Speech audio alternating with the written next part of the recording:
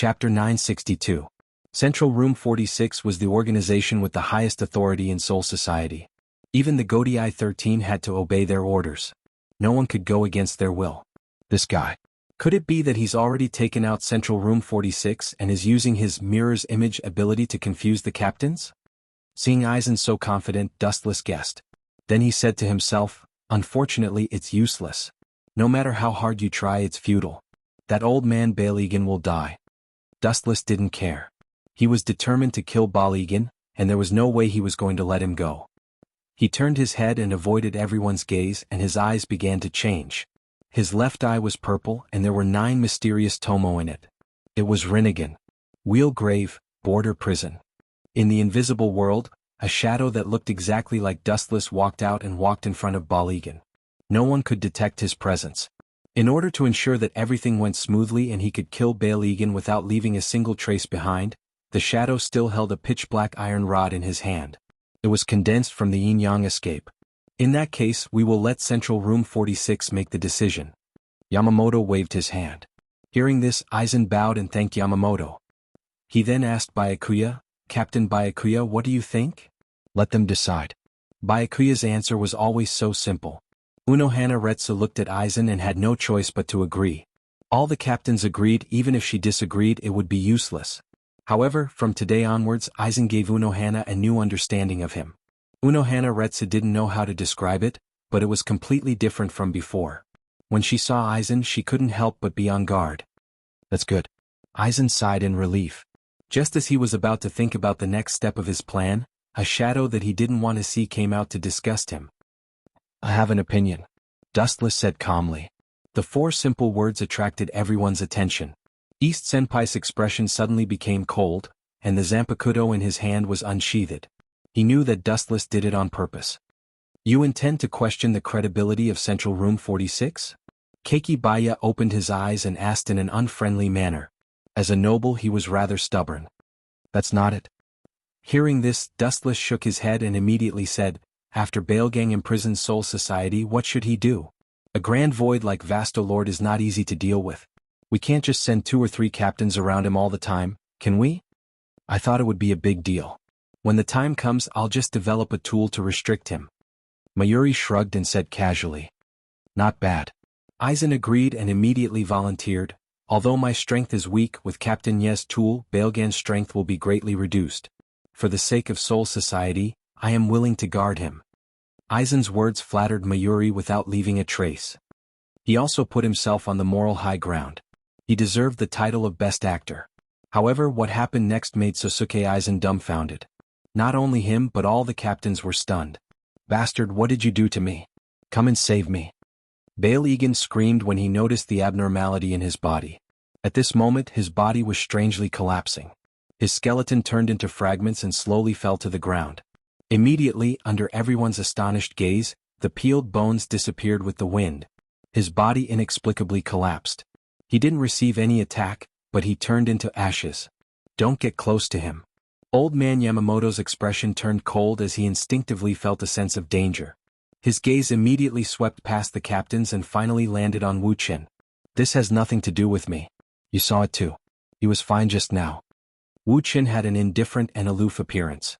He immediately drew a clear line between them. Then he said sternly, the evils we bring upon ourselves are the hardest to bear. Balegan offended too many people in his life and fought countless battles. Maybe his hidden disease suddenly broke out and killed him. Although this reason was a bit far-fetched, it happened from time to time. This is impossible. Aizen finally couldn't maintain his smile. He looked at Balegan's body that was gradually disappearing. He almost vomited blood. Such an important chess piece died so inexplicably. How could he be calm? Aizen's face was pale. He had fought with Balegan before and knew his physical condition.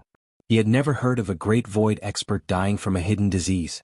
This kind of death was too ridiculous. This is outrageous. Dustless suddenly gritted his teeth. Captain Aizen just said he would guard Balegan, but he suddenly died. God didn't give him face.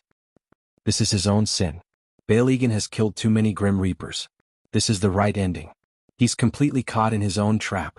Aizen immediately forced a smile and replied. His heart was twitching. He was smart. Of course, he knew Dustless's words were a disguised sarcasm. It was useless to mock him. He was rubbing salt on his scars. Chapter 963. The head captain was expressionless.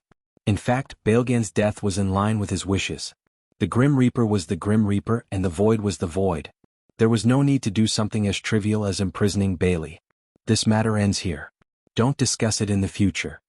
The head captain's tone was firm, and there was no room for disobedience. Aizen could only grit his teeth and nod. Without Baelgan's deterrence, Hueco Mundo would soon fall into a bloodbath. Aizen glanced at Dustless and then looked away. This grudge had been settled. Dustless, who had been observing Aizen's expression the whole time, noticed it. He just smiled. It was inevitable. Anyway, he didn't care. The invasion this time is over. Raising his eyebrows, Old Man Yamamoto's eyes flashed with murderous intent as he looked at the messy Soul Society. He suddenly felt that it was a pity to let Baelgan die without beating him up.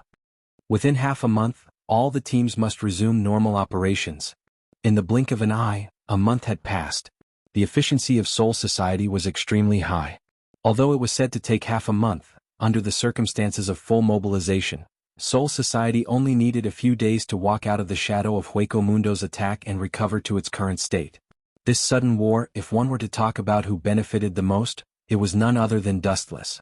He gained both fame and fortune, and his captain-level strength was also confirmed. Even Wu Qin could sense that the members of the 2nd Division who usually monitored him had also disappeared. No matter what, Old Man Yamamoto reluctantly trusted Dustless. In the 4th Division's quarters. In front of the mirror, Dustless was wearing a brand new outfit.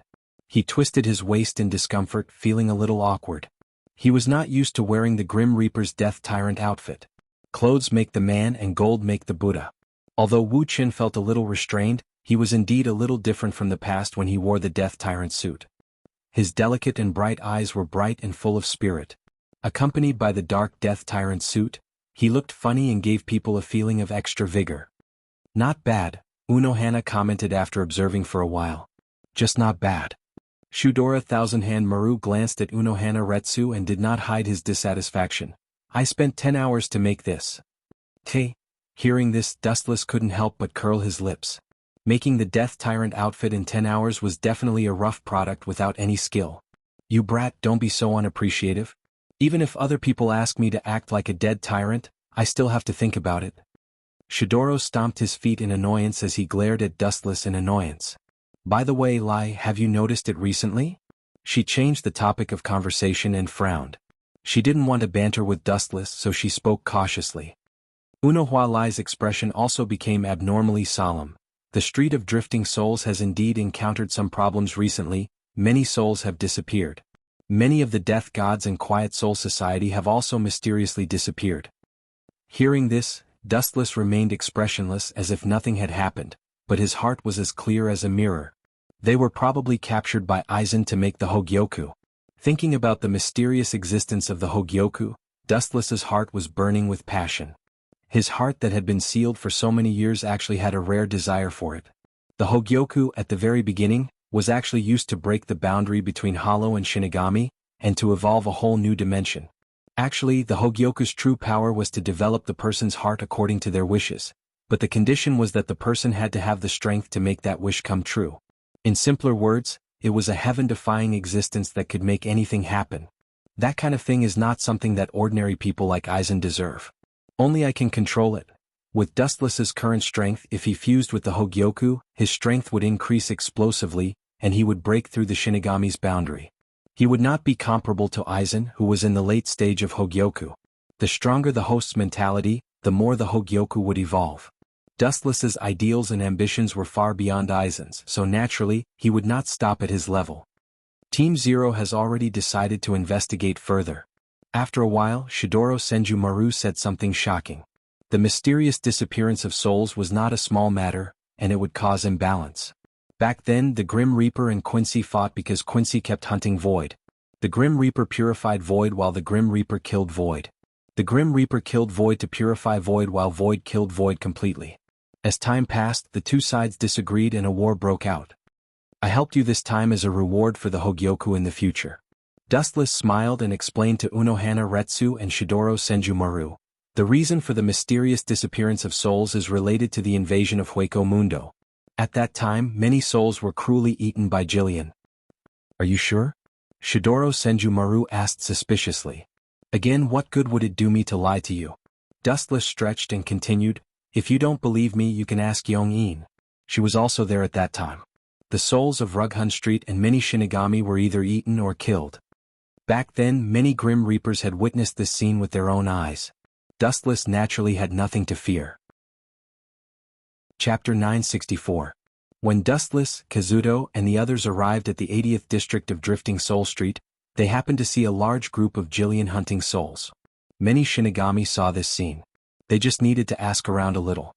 Shiro Senjumaru's face that was as bright as jade was filled with suspicion. His gentle gaze instantly became incomparably awe-inspiring. He stared at Wu Chen without blinking. After a long while, he saw that Wu Chen's expression was natural and didn't seem to be lying. His sharp gaze then calmed down. I hope you're not lying. Dustless said with certainty, of course I'm not lying. You guys know that the hollow favors the souls of Shinigami. Why would they need to lie about this? That's true. Shiro Thousand Hand Maru and Unohana Retsu could not deny that. The Shinigami had always been a delicacy for the hollow. Most of the time they would be eaten. The soul of the Shinigami was a great tonic for the hollow. Unohana Retsu and Shiro Thousand Hand Maru were quite familiar with each other. The two of them chatted happily for a while. They even ignored Dustless who was beside them. That's right. I almost forgot something important. Shiro Thousand Hand Maru suddenly remembered the important matter of coming to Soul Society this time. Her strange gaze fell on Dustless again. Something? Dustless, who was drinking tea alone, noticed Shiro Thousand Hand Maru's strange behavior and asked curiously.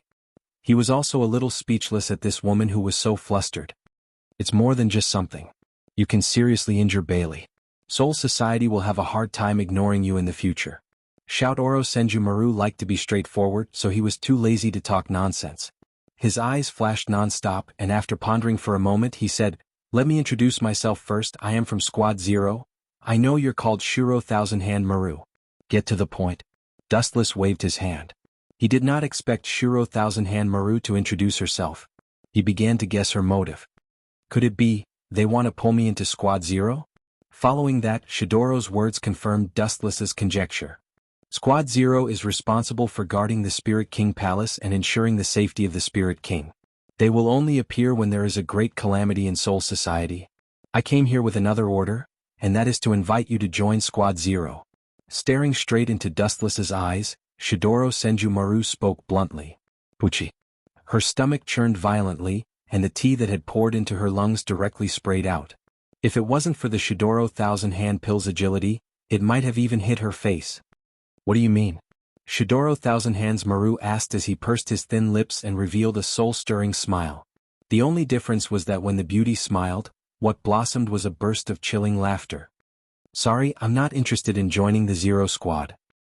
Dustless smiled embarrassedly and immediately refused. He was used to being free. If he suddenly ran to a sealed space and lived a life worse than death, he would be looking for trouble. You just want to use my strength to protect the Spirit King? Dustless was as clear as a mirror. He clearly remembered that the former captain of the 11th Division, Kenpachi Kyuya, was once invited by Squad 0. The reason was that he had defeated Vasto Lord like Dustless, and thus his strength was recognized by Squad 0. However, Kenpachi Kyuya rejected Squad 0. Just like Dustless today, joining Squad 0 meant that he would completely lose his freedom. You don't want to reconsider? Shidoro Thousand Hands Maru's dark and deep eyebrows squeezed together. His words were filled with persuasion and temptation. Squad 0's conditions are much better than Soul Society. Era, you are trying to trick my vice-captain. Senjumaru, Squad 0 is no exception to this. Unohana Retsu came out to disrupt the situation. Dustless was speechless. He was not a child, how could he be tricked? Compared to the boring Zero Squad, I still prefer Soul Society. Repeating himself, Dustless said with absolute certainty. His stance was incomparably firm. The existence of Squad 0 and related information is top secret. If you refuse, will you be silenced? Shidoro Thousand Hands Maru smiled faintly, like a deadly poppy flower, brimming with murderous intent. At the same time, she released dense murderous intent and spiritual pressure that was far more terrifying than Vasto Lord's, indicating that she was not joking. If you can try. Facing the spiritual pressure of Mount Tai, his body felt as if there were a few mountains pressing down on him. However, Dustless's expression did not change. He even played with his fingers in boredom. He was extremely calm. "You don't even know how to trick people." Dustless disagreed. The existence of Squad Zero was top secret? It was just a lie. In reality, most of the captains knew about Squad Zero.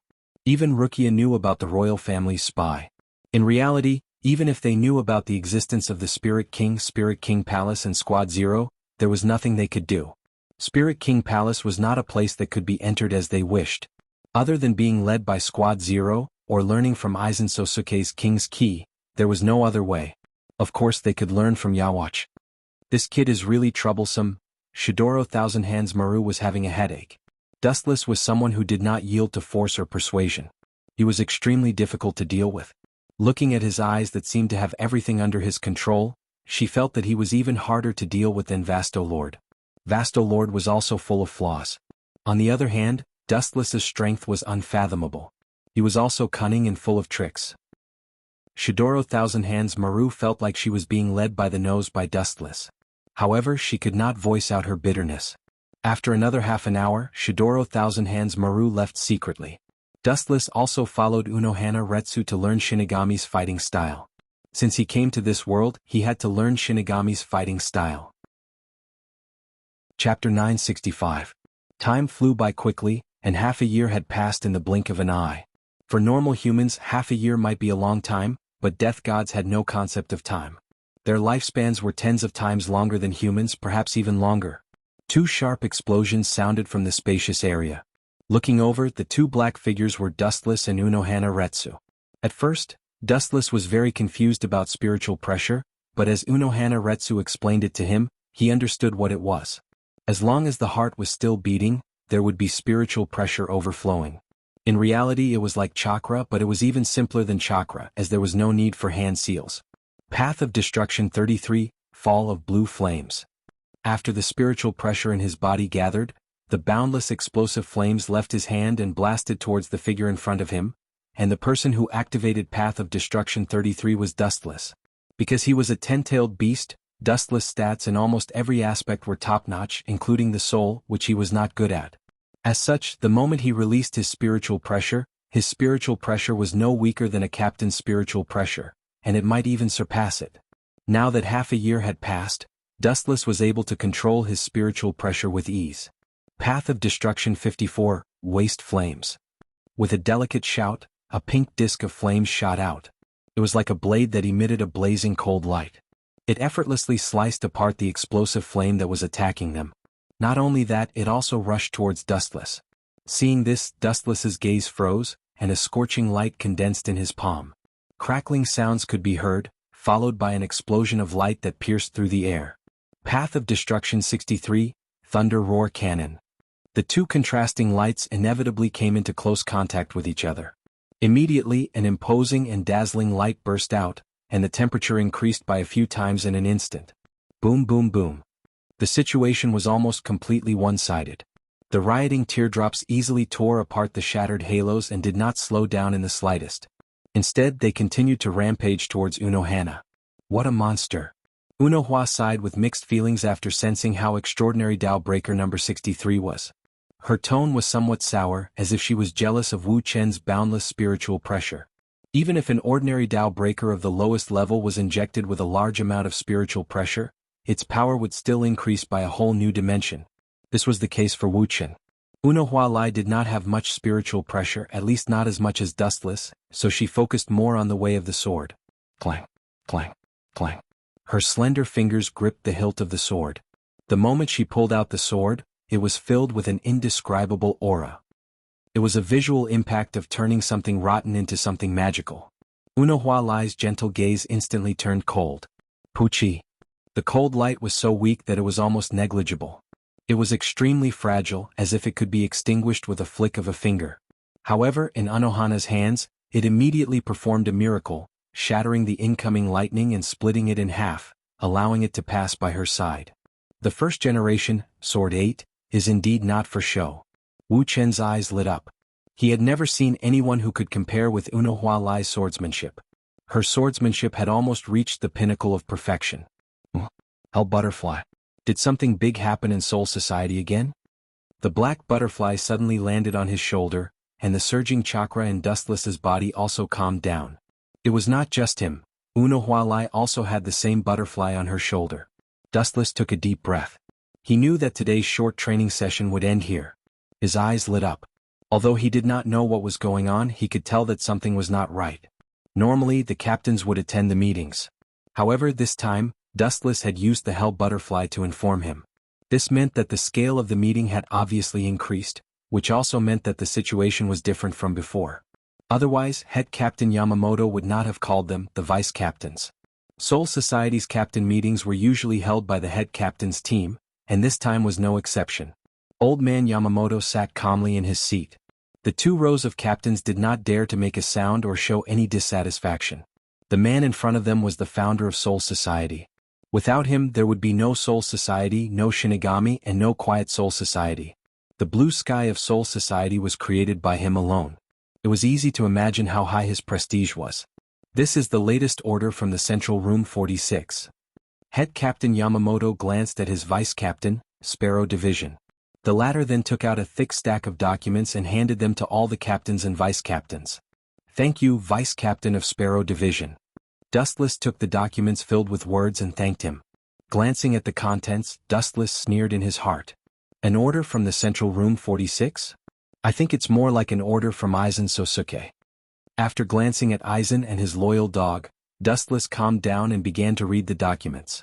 The content made him a little sluggish. What does this mean? Even if there's trouble in creating the Hogyoku, there's no need to make such a big fuss. Frowning, Dustless's eyes flickered. He stared at Aizen and began to think about his intentions. He instinctively smelled a conspiracy. Chapter 966. The contents of the document were rather cumbersome. The first part was mostly nonsense. The content was the same, praising the Godii 13's loyalty to Soul Society. The real order was only a few words at the end. Capture the captains who once betrayed Soul Society and wandered the modern world. Capture them alive. Has this guy already lost his mind to this extent? Does he plan to capture them and take them back to Soul Society for experiments? This was the only reason Dustless could think of. Aizen, the smiling tiger, would definitely do something like live experiments. In addition, the creation of Hogyoku required a Shinigami's soul. The higher the level, the better. A captain-level Shinigami soul was perfect. Ordinary Shinigami would be swallowed by Hogyoku's power and lose their sense of self. Is the information reliable? Didn't the previous captains all die? Jin pretended to be surprised. Dustless rolled his eyes. He was there when Aizen tried to kill the former captains. Now he was acting like he didn't know anything. How shameless. Captain Jin is right. I didn't expect Captain Hirako to still be alive. I owe him a lot. Unfortunately, he went astray. Aizen said sadly. Keep pretending. Dustless was speechless. Aizen's eyes were shining, and he looked like he was about to cry. Suddenly, he felt that he had been too incompetent when it came to scheming. He couldn't be as good as Aizen, and he almost burst into tears. No matter what, since the Central 46 sent Soul Society to capture them, we have no reason to let them go. After all, they have a lot to do with Hueco Mundo. Maybe they were the ones who ordered Bailey to invade Soul Society. Leaning on his crutch, he knocked on the ground. The captains tactfully shut their mouths. Yamamoto Genryu Mashiguko resolutely said, "We must capture them and bring them to justice." Due to Aizen's framing, Hirako Masako and the others were deemed to be closely related to Hueco Mundo and became wanted criminals of Soul Society. However, thanks to Urahara Kisuke's assistance, they were able to successfully escape from Soul Society. Those guys are strong. There are several captains and many former vice captains. We need to be careful. Otherwise we might fail. I don't understand. Even if they are alive, they should be very low-key. Why do we have to poke a hornet's nest? Did those guys in Central Room 46 think that we're too comfortable, so they deliberately gave us some work to do? Jingle Chunshue, who was lazy by nature, ridiculed. Regarding this kind of boring, unrewarding, and very dangerous mission, he was 100 times unwilling. However, the biggest reason was that among the so-called traitors who colluded with Hueco Mundo, there were his close friends and confidants who could barely be considered his confidant. Let nature take its course. Wu Qin was calmly cultivating his mind and temperament. He was silent. Aizen was the one who planned all of this. His goal was to capture these Shinigami who were supposed to be dead, but were still alive and could control the void form. After capturing them and bringing them back to Soul Society, they wouldn't be sentenced. Instead, they would be treated as guinea pigs by Aizen. We do need to make reasonable preparations. If they are alive, they are indeed a great enemy. Yamamoto's two white eyebrows were almost squeezed together. His tone was solemn. This mission will be led by Captain Yasushi, Captain Ikamaru, Captain Jin, Captain Shunsui, and... Old man Yamamoto looked around and finally fixed his eyes on Dustless.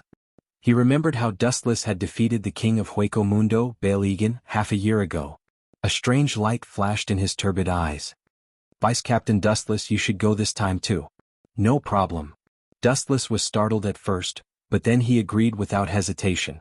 The Hogyoku would be his in the end anyway. Helping Aizen was the same as helping himself. The peace of Soul Society needs you young people. Dustless's straightforwardness was beyond Yamamoto's expectation. He immediately smiled. Compared to Shunsui, who only complained and didn't do anything, Dustless was more pleasing to the eye. It's strange. How did Aizen know that they are still alive and in the modern world? It doesn't make sense. Dustless's heart was filled with doubts. Back then, Urahara Kisuke had secretly rescued Hirako Masako and the others and escaped to the modern world. Other than Dustless, who was an invader who had transmigrated, perhaps no one else knew about it. For decades, the masked legion had been hiding quietly. But now, Aizen suddenly ordered the Godii 13 to exterminate the masked legion. The source of this information had to be questioned. Forget it, let's take one step at a time. Dustless couldn't find any clues after thinking for a long time. There were too many unsolved mysteries in the world. There was no need to dwell on it. It's not like I didn't get anything this time. That unlucky bastard Yenching is also in this mission. I'll find a chance to kill him and become the captain of the 11th Division, Wu Qin planned in his heart. He looked at Yen Ghost Yenching and happened to see Yen Ghost Yenching gnashing his teeth. He looked like he was going to swallow Wu Qin alive. Chinkuan, be careful in this mission. The enemy is strong, but you have to be careful of your own people. Unohua moved closer to Wu Qin. Her delicate red lips exuded a fragrance, reminding Wu Qin to be wary of her own people. Thank you, Captain Unohana. I will be careful. Dustless smiled and thanked her sincerely. Even though Unohana Retsu's worries were unnecessary, Dustless still accepted them all. After all, the only person in Soul Society who cared about Dustless was Unohana Retsu. Chapter 967. Unohana Retsu didn't even need to think about the person she was talking about. The only person who fit the criteria was the captain of the 11th Division, Kenpachi Ghost Yenching. The hatred between Dustless and him was the type that couldn't be resolved. Kenpachi Ghost Yenching is a narrow-minded man. He won't let you go if he finds an opportunity. What Unohua Lai said was not false. She had a keen eye for people. With just a single glance, she could tell what kind of person they were. Kenpachi Ghost Yenching wasn't a kind person. He had a ferocious appearance and a cunning heart. There's no such thing as an absolute hunter and prey. This kind of situation is always changing. If you don't pay attention, you'll become someone else's meal. Dustless said casually. I hope so. Unohana Retsu looked deeply at Dustless and didn't say anything else. She was smart enough to understand what Dustless meant. If he encountered Kenpachi Ghost Yenching, Dustless wouldn't show any mercy. Okay, today's meeting is over. What else does anyone have to say? Yamamoto said tiredly. He was over 2,000 years old, so his stamina was far from these young sprouts. Captain Aizen is very strong. His Zanpakuto Suigetsu can confuse the enemy. With Captain Aizen's participation, this mission will be a success. Dustless stood up and said. He didn't hesitate to drag Aizen down with him. He might be plotting something in Soul Society. Sosuke Aizen's heart trembled when he heard this. Of course he had other things to do. He looked gloomily at Dustless, trying to maintain a smile. He quickly explained, Captain Aizen can indeed participate in this mission. If there's anything else, we'll talk about it later. Or leave it for your vice-captain. You'll head to the modern world in one day. The captain slammed the table and decided. He didn't give Aizen a chance to argue. Today's meeting is over. We'll talk about other things after the mission is over.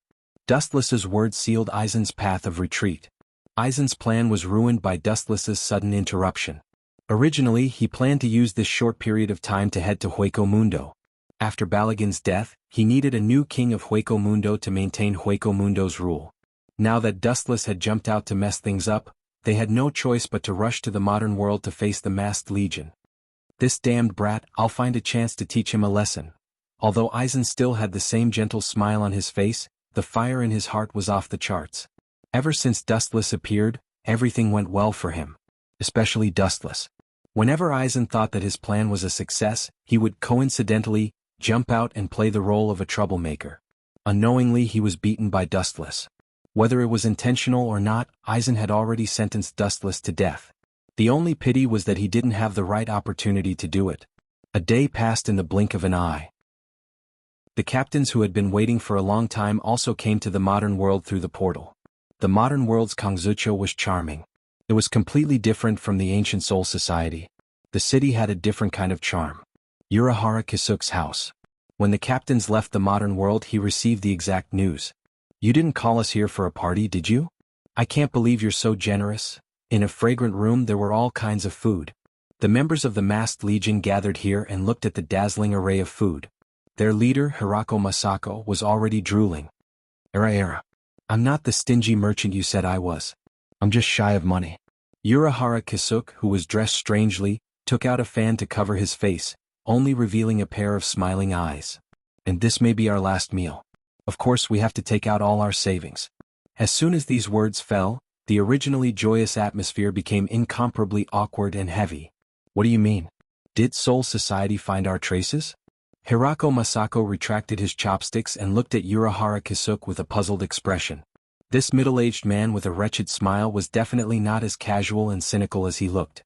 In fact, he was meticulous and did things flawlessly. "There is accurate news that the captains of Soul Society have all been dispatched. Although the purpose is not clear for the time being, it seems that other than us fugitives, no one can make Soul Society mobilize so many people." Urahara Kisuke's smiling eyes were filled with seriousness as he said bluntly, "How did Soul Society find our traces? Over the years we've been very low-key and rarely show up." Hirako Masako and others asked in unison, showing deep confusion. "I don't know the specific situation. I only know that this was an order from Central Room 46. I'm afraid it was instigated by Aizen." Although it was just a guess, Urahara Kisuke was very sure. "I believe you don't want to be caught, nor do you want to return to Soul Society. So, we can only fight with our backs against the river. Although Soul Society is aggressive, it's not like we have no chance of winning." At the same time, several extremely powerful spiritual pressures suddenly appeared, and the momentum swept across Kangzucho, looking for the Masked Legion. A battle of life and death was about to begin. Chapter 968. In Urahara Kisuke's shop, the faces of the Masked Legion gathered here were ugly. This huge Ryatsu couldn't be a lie, it was obviously captain level. They even recognized the Ryatsu of some people. Bang! Terashinko's face trembled, he smashed the table in front of him with his fist, his intestines were green with regret. He was the one who noticed Aizen's danger and purposely pulled him into the 5th Division as a vice-captain. His original intention was to secretly monitor Aizen's Sosuke, but in the end he was tricked by Aizen. So in today's situation, it was as difficult as ascending to the sky to remedy it. That damn Aizen. The hot-tempered Nishiori was the first to lose her temper. She carried her serrated broadsword and rushed out of the door, shouting in exasperation, "It must be Aizen's doing. That bastard took an inch and wanted a mile. I'm going to chop him up and make sure he can't be a man for the rest of his life." "Stop her." Terashinko was shocked when he saw this. He knew Nishiori's temperament, she wasn't the kind of person who would act without thinking. He immediately reached out to grab her, but she easily dodged. Bang! Terashinko, who lost his support, fell to the ground, his face intimately touching the ground. His nose was red and swollen with some traces of blood. "Damn it, it hurts." This group of people, Urahara Kisuke's face turned black, he didn't know whether to laugh or cry. This group of people gave him a deeper understanding of their unreliability. At the same time he began to think about how to deal with Soul Society. A little carelessness this time may lead to eternal damnation. The sky was clear and there were several figures standing in the sky, it was particularly eye-catching. Lord Yamamoto, Kozuke is so big and they deliberately hide their Ryatsu. Where are we going to find them? Shunsui complained, like a young wife who was angry but didn't dare to speak, full of resentment. It was quite funny. Wuchen watched quietly and kept silent like a stone. He wasn't familiar with these captains and didn't have any interaction with them. There was no need for him to curry favor with them and bring disgrace upon himself. Am I seeing things? He actually came out of his own accord. After a few minutes of silence, a surprised exclamation attracted the attention of all the captains. Then, the mysterious voice continued as if it was talking to itself. Everyone's spiritual pressure content and density are extremely shocking. It seems that there is even great void realm spiritual pressure mixed in. Upon hearing this, all the captains turned their heads and looked towards the source.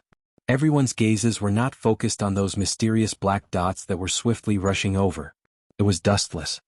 This guy actually discovered it before we did? All the captains exchanged glances and they could all see the astonishment and shock in each other's eyes. He was just a mere vice captain, yet his perception was so terrifying.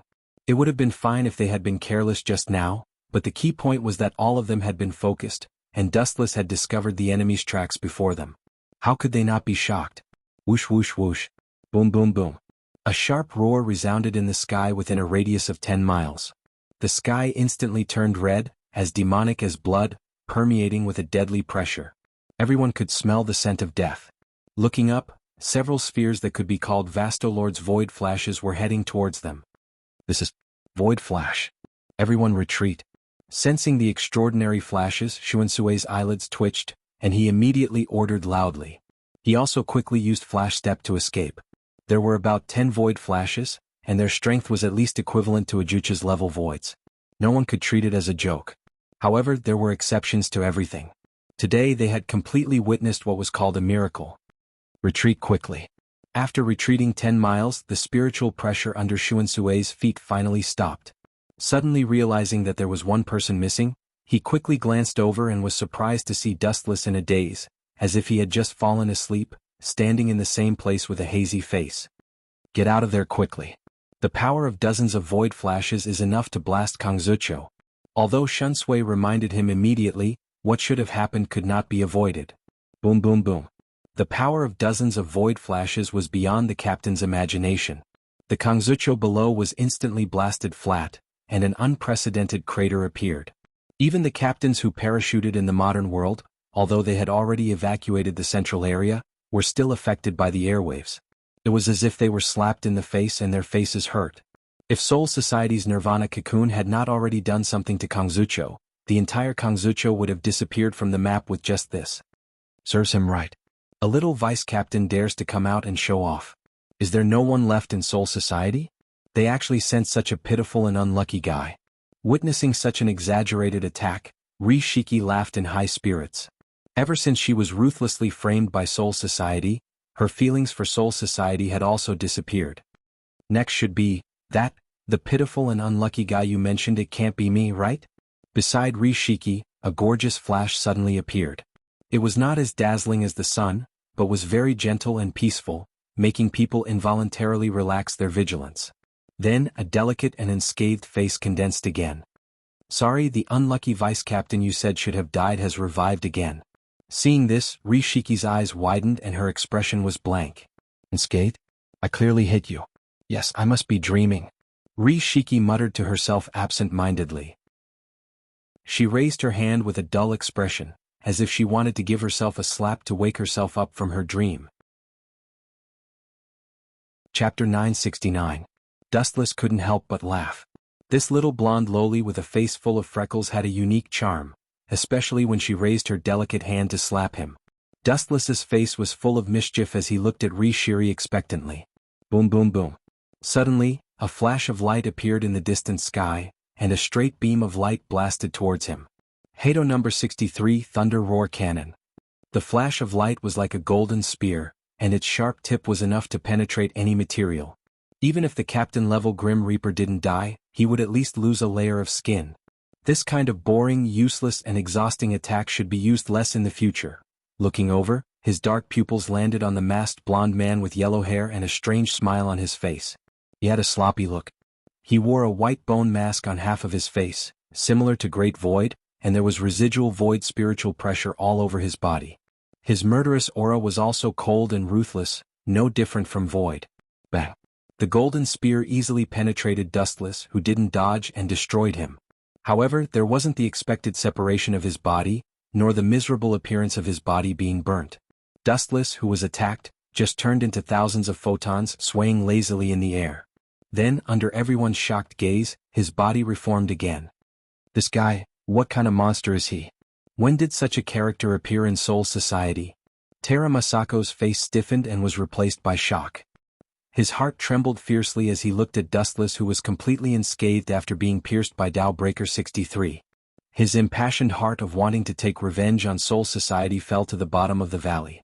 A far-fetched idea popped up in his mind. Could it be that this guy can ignore physical attacks? Don't worry about him, Rishiri, leave quickly. Sensing the danger from Dustless's cold eyes, Tera Masako's heart turned cold. He quickly shouted at Rishiri, who was still in a daze, "What are you daydreaming about? Quickly retreat." "Wanna run? That's fine, but leave something behind first, at least let me collect some interest." Dustless sneered. Immediately, a demonic low voice resounded through the sky. In midair, a visible ripple surged and locked on all the members of the masked army. Dustless would not choose to remain silent after being attacked by one or two waves of people. His face was aloof and cold.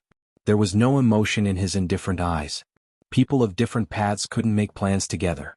Wuchen wouldn't choose to say much to this group of masked men. The two sides originally belonged to two different worlds. The spiritual pressure in his body surged, like an erupting stormy sea. It was uncontrollable. A thick flash condensed in his palm. The final target was the members of the Masquerade Society. Dowbreaker 88, Flying Dragon strikes the thief. A huge beam of light, of the world of the world of the world of the world. It was as if it could destroy the whole world. The space trembled slightly and was even distorted horribly. The high-density light beam was as fast as lightning. In the unseen world, one could hear a loud dragon's roar, revealing a kind of heart-palpitating energy wave. Everyone could smell the scent of death. This guy, he must have done it on purpose. This bastard must be a captain. He deliberately took off the captain's Haori to bait me. Indignant and unhappy voices rang out from the crowd of the maskers. Like a willful child, they fixed their eyes on the past. It was the same in the past. "Leave it to me." Looking at the incoming beam of light, the former vice-captain of the Path of Kido, Akita Bo-Shien, said. At this moment, his face was full of confidence and his eyes were shining. Heaven's Pride, Iron Wall, Dragon's Roar, Lion's Roar, Tiger's Roar, Wolf's Run, cut off heaven and earth before it collapses. The sonorous and powerful ancient incantation came out of Akita Bo-Shien's mouth. These obscure and incomprehensible words gave birth to a different kind of miracle. Bakudo's 81, Skybreaker. A transparent wall covered the sky, and a group of people from the masked legion hid behind it. Don't worry, the normal 81st Bakudo can block the 89th Hado, and the Sky Slasher, that I've chanted with all my might, can block the 90th Hado, the Black Coffin. Shota Bo-Shien laughed proudly and confidently. Boom boom boom, the beam of light came and the attack was unprecedentedly powerful.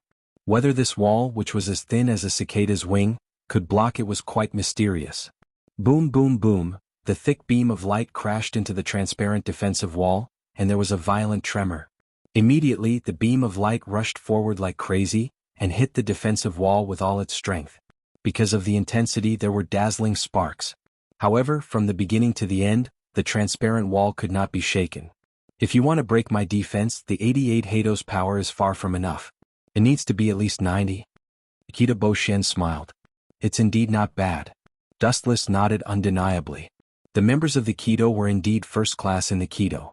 Suddenly, the corner of his mouth lifted into a dark sneer. However, as you said, the normal Skybreaker can block the Flying Dragon strikes the thief sky-shaking thunder cannon.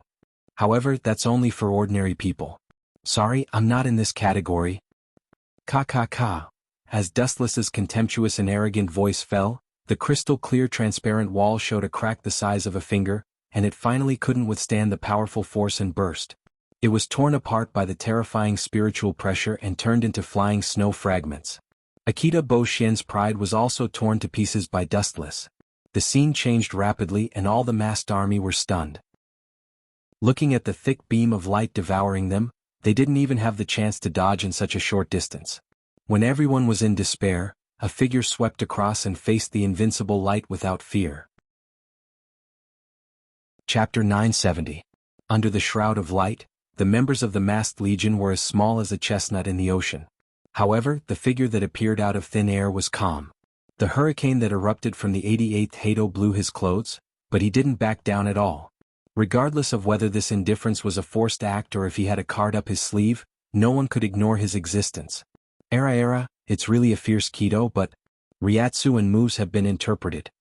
Urahara Kisuke's sloppy voice spread, and then he pulled out the Zanpakuto hidden in his crutch, and casually drew a circle in the void in front of him, and then a crimson shield emerged from the water, resolutely blocking the sky. Boom boom boom, this kind of casual and seemingly unreliable trick was surprisingly strange and tenacious. Moreover, it was very effective. Dustless's devastating attack was easily defended by Urahara Kisuke. Hana was almost killed. Be careful later, don't forget that it's the captains of Soul Society. Urahara Kisuke breathed a sigh of relief, then turned and solemnly reminded, also that vice-captain is not an ordinary person, his strength is comparable to the captain's or even beyond the captain's, don't be confused by his vice-captain's coat. Urahara Kisuke, do you have time to worry about others? A cold and indifferent voice full of killing intent resounded behind everyone. A handsome, tall man with a gentle smile on his mouth flashed out of thin air, and of course, his attack was not inferior to Mount Tai. 8091, Thousand Hands Bright Sky Cannon. Whoosh whoosh whoosh. Endless silver light poured down, and the entire sky was particularly dazzling. The light that almost filled the entire sky connected together and turned into a vast energy tide that spread out. Aizen Sosuke. A group of members of the Masked Legion, seeing the culprit who tortured them for hundreds of years appear, all of them glared at him, and their killing intent raged like a hurricane. Void Flash. Seeing their enemy appear, the members of the Masked Legion mustered all their strength and used their strongest moves to fight back against the energy tide that filled the sky. Several Void Flashes stood out. Their density and power were frightening. Wherever the red light flew, the sky where it landed would vaguely distort and evaporate. Even though number 91's Tao Breaker was powerful enough to destroy 2 Void Flashes, it was still no match for the other Void Flashes. The silver tide of energy was destroyed by the Void Flashes, and the Void Flashes rose from the ground and locked onto Sosuke Aizen. Boom boom boom. An unprecedented tremor swept through the area. The center where Aizen Sosuke was standing was directly torn apart by the violent energy waves. At the place where he stood, the void had been completely shattered. The horizon was pitch black with a terrifying gravitational force. Above him was an endless dark domain that connected to the universe and the galaxy. Are you serious? Captain Aizen's spiritual pressure disappeared. If Captain Aizen was hit by so many Void Flashes, his chances of surviving are 0. Noticing that Aizen's spiritual pressure suddenly disappeared, Dustless's first thought was that Aizen was dead, but then he looked at the old man Ikamaru Jin and confirmed that Aizen wasn't dead. He hid his spiritual pressure and deliberately hid in a corner, overlooking the battlefield like a poisonous snake. If Hirako and the others showed any flaws, he would definitely jump out and kill them. Aizen's spiritual pressure really disappeared. This time he's dead for sure. Masako Hirako took a deep breath as his eyes shone brightly. The great worry that had been plaguing his mind for many years might have been eliminated. He was in a particularly good mood, as if he was strolling through the clouds. Pfft. A sharp pain suddenly spread from his waist to his whole body. Hirako's face instantly turned pale. He turned his head and saw a nightmare figure. That cold face was different from before, it was filled with a sense of isolation. Sosuke Aizen. It's really sad, Captain Hirako. Aizen smiled faintly as he whispered in Hirako's ear. You want to be my enemy with this level? You're too naive. You're just like a child who hasn't grown up yet. The target they hit just now was just an illusion caused by Kyoka Suigetsu. In reality, Sosuke Aizen wasn't injured at all. Hirako. The members of the Masked Legion were shocked when they saw this, and they glared at Aizen. Among them, Rishi was the most furious, and she immediately released her Zanpakuto. Cut him down, Orochi. After using Shurikai, the Zanpakuto turned into a large Zanpakuto.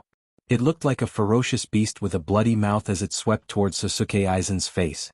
Shoot him, Shinigami. A huge cold light came from the side. The front of the light was so dazzling that no one dared to look at it directly. It was extremely fast, and when they opened their eyes wide, they saw a Zanpakuto coming towards them. Boom. Just as he was about to rip Rishi Lee's stomach open and devour her whole body, Rokush Kenshiro Nishi, who was behind him, kicked Rishi Lee away in the nick of time to save her life. The ground in the distance was directly torn into a canyon by the Shinigami. Don't be careless, follow the battle plan I just said, split up, scatter the captains. Urahara Kisuke ordered in the face of such an embarrassing situation. The members of the Masked Legion nodded and flew towards each other. Are you my captain?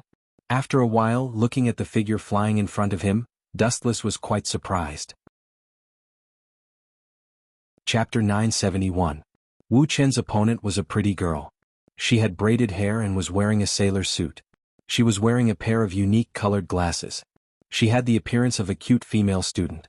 She was the former vice-captain of the 8th Division, Lisa Sasamaru. How strange. You don't think I'm a pushover, do you? Wu Chen was not in a hurry to make a move. He stared at the miniskirt and the beautiful legs that were exposed outside. His pair of ordinary eyes were exceptionally cold. The deadly momentum also became peaceful and disappeared without a trace in the blink of an eye. Bring it on. Lisa Sasamaru, who pulled out her zanpakuto, was on alert.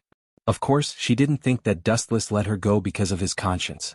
This was just the last preparation before the storm.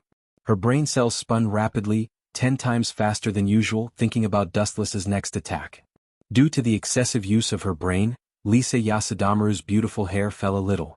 Dustless's next sentence directly killed all the cells in Lisa Sasamaru's brain. She was so angry that she was on the verge of collapse. She pointed her finger at Dustless in disbelief. She was furious. White skin, beautiful face, slim waist, curvy breasts, long legs. How enviable. After observing for a while, Dustless's eyes were shining with the light of an expert. He gave a thumbs up to Lisa Sasamaru and then praised sincerely, "A perfect woman like you should be admired by everyone, but you read porn all day. How sinful. You've been thinking about this all day?" Lisa Sasamaru's mouth twitched when she remembered Dustless's serious and focused expression, and her voice was trembling. "I got the latest news from Kisuke Urahara. I heard that you defeated the king of Hueco Mundo, Baligan." Lisa Sasamaru's tone was light and full of doubt, and the way she looked at Dustless was the same. "I was praising you. It's called art, not perverted. My professional foresight is far from what ordinary people can compare to," Dustless answered honestly. He opened his mouth and was about to speak when a wave of fierce attacks and angry curses followed. "A scumbag like you can actually defeat Baligan? What a joke. It seems that the rumor is true." It was indeed Baligan's hidden illness that caused his body to collapse on its own. Lisa's voice was full of fire. Her first impression of Dustless was that he was rather sunny, with a warm smile on his face. However, after hearing Dustless's words, her impression of him collapsed instantly. The dense and unique spiritual pressure all over his body began to erupt. Void flash. The huge energy ball flew toward him, leaving behind an unerasable afterimage in its wake. "This kind of pure physical attack won't work on me. How many times have I repeated this sentence?" Dustless muttered to himself in a low voice. Just like before, his whole body was still motionless, like a towering tree rooted to the ground. He neither ran nor dodged, allowing the void flash to hit him. Boom, boom. The violent explosion spread into the endless sky, and the rapid impact spread out. The matter affected by the void flash turned into ashes, leaving only a huge ball of fire burning with black smoke in the sky. Did it work? Lisa Sasamaru's face was full of hope, and her eyes stared at the depths of the fire. Her deep eyes were unusually bright, and the scene inside could be seen at a glance. Everything changed under her eyes. "Success, are you dreaming?" In the flames of life's prohibition, an untimely voice suddenly came. Immediately, the dazzling light condensed and vaguely turned into a human silhouette, and then walked out of the smoke. Dustless was still intact, without the slightest injury. His bright eyes always maintained indifference and calmness. It seemed that no trick in this world could hurt him. Lisa Sasamaru felt frustrated. "It's impossible for half-baked people like you to defeat me," Dustless said calmly with his hands crossed. His tone had a kind of pity.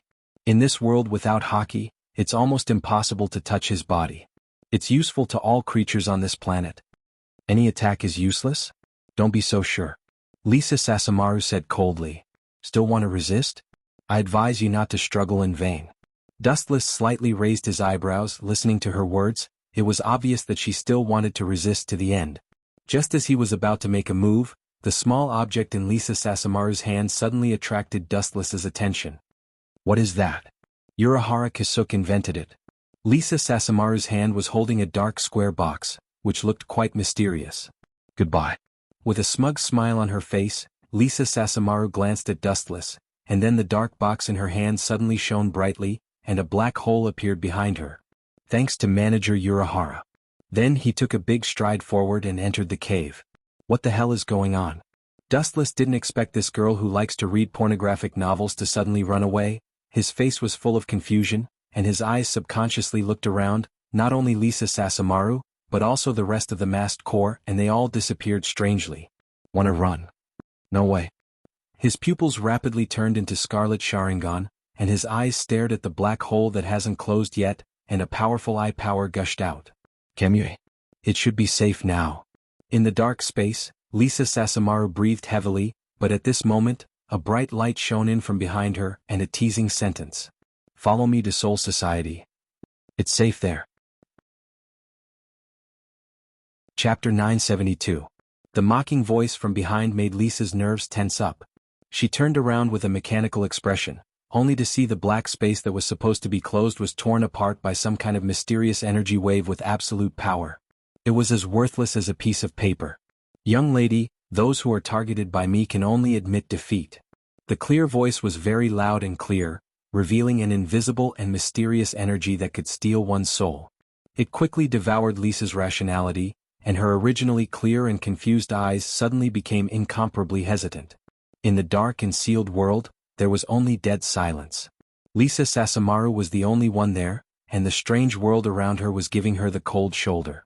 There was no vitality and she was the only one in this world. What is this place? Lisa muttered to herself, her voice was filled with uncertainty about the future. At the same time, an unprecedented exhaustion swept through her body, numbing her nervous system. Just when she was about to fall asleep, a few figures suddenly appeared in her mind. Her old friends, the members of the masked army, one by one, appeared in her mind. For a moment, she was full of energy, looking at the strange and cold dark space. After careful analysis, her eyes shone with wisdom. Pucci. Lisa's white and tender arms splattered blood everywhere. Her face was as white as paper. Using self-harm to awaken her inner rationality, the drowsiness in her mind instantly disappeared. At the same time, the strange dark space in front of her also disappeared with the wind. Where's that guy? Lisa, who regained her consciousness, looked left and right, bitterly searching for traces of Dustless, but strangely there was no trace of him, as if he had disappeared from the world without a trace. This is really surprising. You can actually get rid of the illusion worthy of praise. But what awaits you is not the dawn of victory but more ruthless despair. The ghostly voice sounded in Lisa's ears. She felt a pair of cold eyes staring at her, and her soul trembled. Because it was an illusion, she was not injured. Shio shio shio. Without even thinking, she decisively turned into a gust of wind and disappeared, heading straight for the end point behind her. The pressure that Dustless brought to Lisa Shibataru was too great, exceeding all the enemies she had ever known. It was like a giant bullying a weak baby. This was cheating. Damn it, when did such a monster appear in Soul Society? Lisa cursed in her heart. At the same time, she increased her speed and rushed toward the exit in front of her. Only by reaching there could she barely survive. Dustless stopped and looked at the area where Lisa was rushing at full speed. His eyes flashed with surprise. Hueco Mundo, what is she doing there? Could it be that the Great Voids intend to help this group of masks? Driven by curiosity, Dustless's feet were like a gust of wind, following closely behind Hueco Circle and Lisa Itsumaru. Hueco Mundo, as the name suggested, was the headquarters of Hueco Mundo. It was also a barren land. Ever since the king of Hueco Mundo, Balegan, died tragically in Soul Society, the ownerless Hueco Mundo had fallen into a reign of terror. In order to fight for the position of king of Hueco Mundo, the Great Voids had cruel battles every day. In the sky above Hueco Mundo, the sky suddenly distorted, and a long and narrow black crack was drawn. Then a beautiful figure rushed out from it in a sorry state. Then the black crack closed and it was as good as new. Lisa Yukimaru looked down at Hueco Mundo with a relaxed expression. She finally had the confidence to deal with Dustless. Ka. In just the blink of an eye, the closed void began to distort rapidly, and then burst open with a bang. Dustless walked out from it. Unlike Lisa Yukimaru, Dustless, who just came out, was treated cruelly. Several flashes of different colors greeted him mercilessly. Is this how Hueco Mundo treats its guests? Could it be that this group of cold Great Voids are also lecherous, hitting men to please women? Dustless's face darkened. Lisa Yukimaru acted as if nothing had happened. She completely ignored the existence of the flashes and locked on to herself. Boom boom boom. The huge flashes exploded, and the whole sky trembled, stirring up ripples. Dustless's body was also split into 4 or 5, turning into photons that filled the sky. But even so, in the end he was restored as usual, and it could not shake him at all. No wonder it attracted me to Hueco Mundo. I'm afraid it was already prepared. Looking down, it was obvious that something was wrong with the great voids below. They all roared at Dustless, but Lisa Yukimaru was ignored by the murderous great voids as if she did not exist. But what's the use of this? Dustless shook his head. There were too many great voids on the ground, as many as the grains of sand in the Ganges. But no matter how many there were, it was useless. Dustless could not do it with numbers. Take your time to deal with them. After saying that, Lisa Yukimaru took out the mysterious black box again. It flashed with a strange light, and the space beside her split open again and she stepped into it. Dustless was about to chase after her, but the blind great void swarmed over. The number of them was so great that it made people hallucinate as if the whole world was their enemy. There were too many voids. Although they were all low-level voids and had not even reached the level of Jillian, there were thousands of them. He mobilized high-density chakra in his body, and his eyes changed as if he wanted to destroy all the creatures in Hueco Mundo. He was filled with murderous intent. Super Shinra Tensei. A super strong impact visible to the naked eye spread over an area of 10 kilometers in an instant. All the voids died in an instant, and they could not even do the most basic thing of stalling for time. A meteorite crater appeared on the ground out of nowhere. However, at this moment, an unexpected figure blocked in front of him. Dustless immediately determined that it was an enemy, and a very strong one at that. Chapter 973. But at this time, an unexpected figure appeared in front of him. Dustless immediately knew that it was an enemy, and a very strong one at that. The person who came was very muscular, with eyebrow rings and earrings, white hair, short hair at the temples and back, and long bangs in the front. Just by looking at him, one could tell that he was a fierce man who was easily angered. The former captain of the 9th Division, Rokush Kensher. Shinigami, you almost killed my companions just now. So, I'm going to tear you apart alive to avenge them. Rokush Kensher pointed his thick finger at Dustless and swore. Looking at this guy with pity in the eyes of Dustless, it was just a boring declaration of death. Turn into ashes, wind of the broken earth. A gust of wind hit Dustless from the front. The range was extremely wide, sharper than the blade of a sword, and the surrounding sky was also filled with this kind of sharp wind blade. Wind attribute Zanpakuto? Dustless's injured body was healed, and he was curious. Rokush Kenshi's Zanpakuto was covered in white light, and it was extremely fierce. The wind that could easily cut through steel came from the body of the Zanpakuto.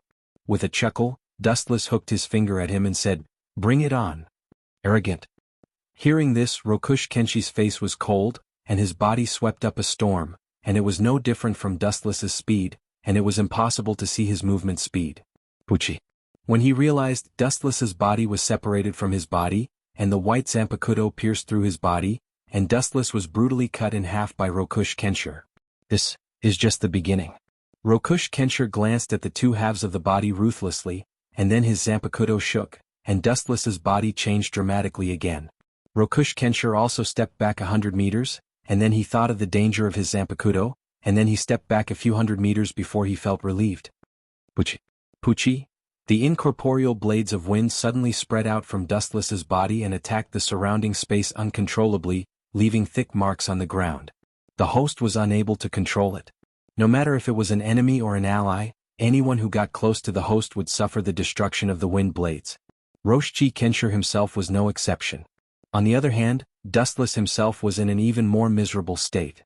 He was sliced into countless pieces in a short period of time.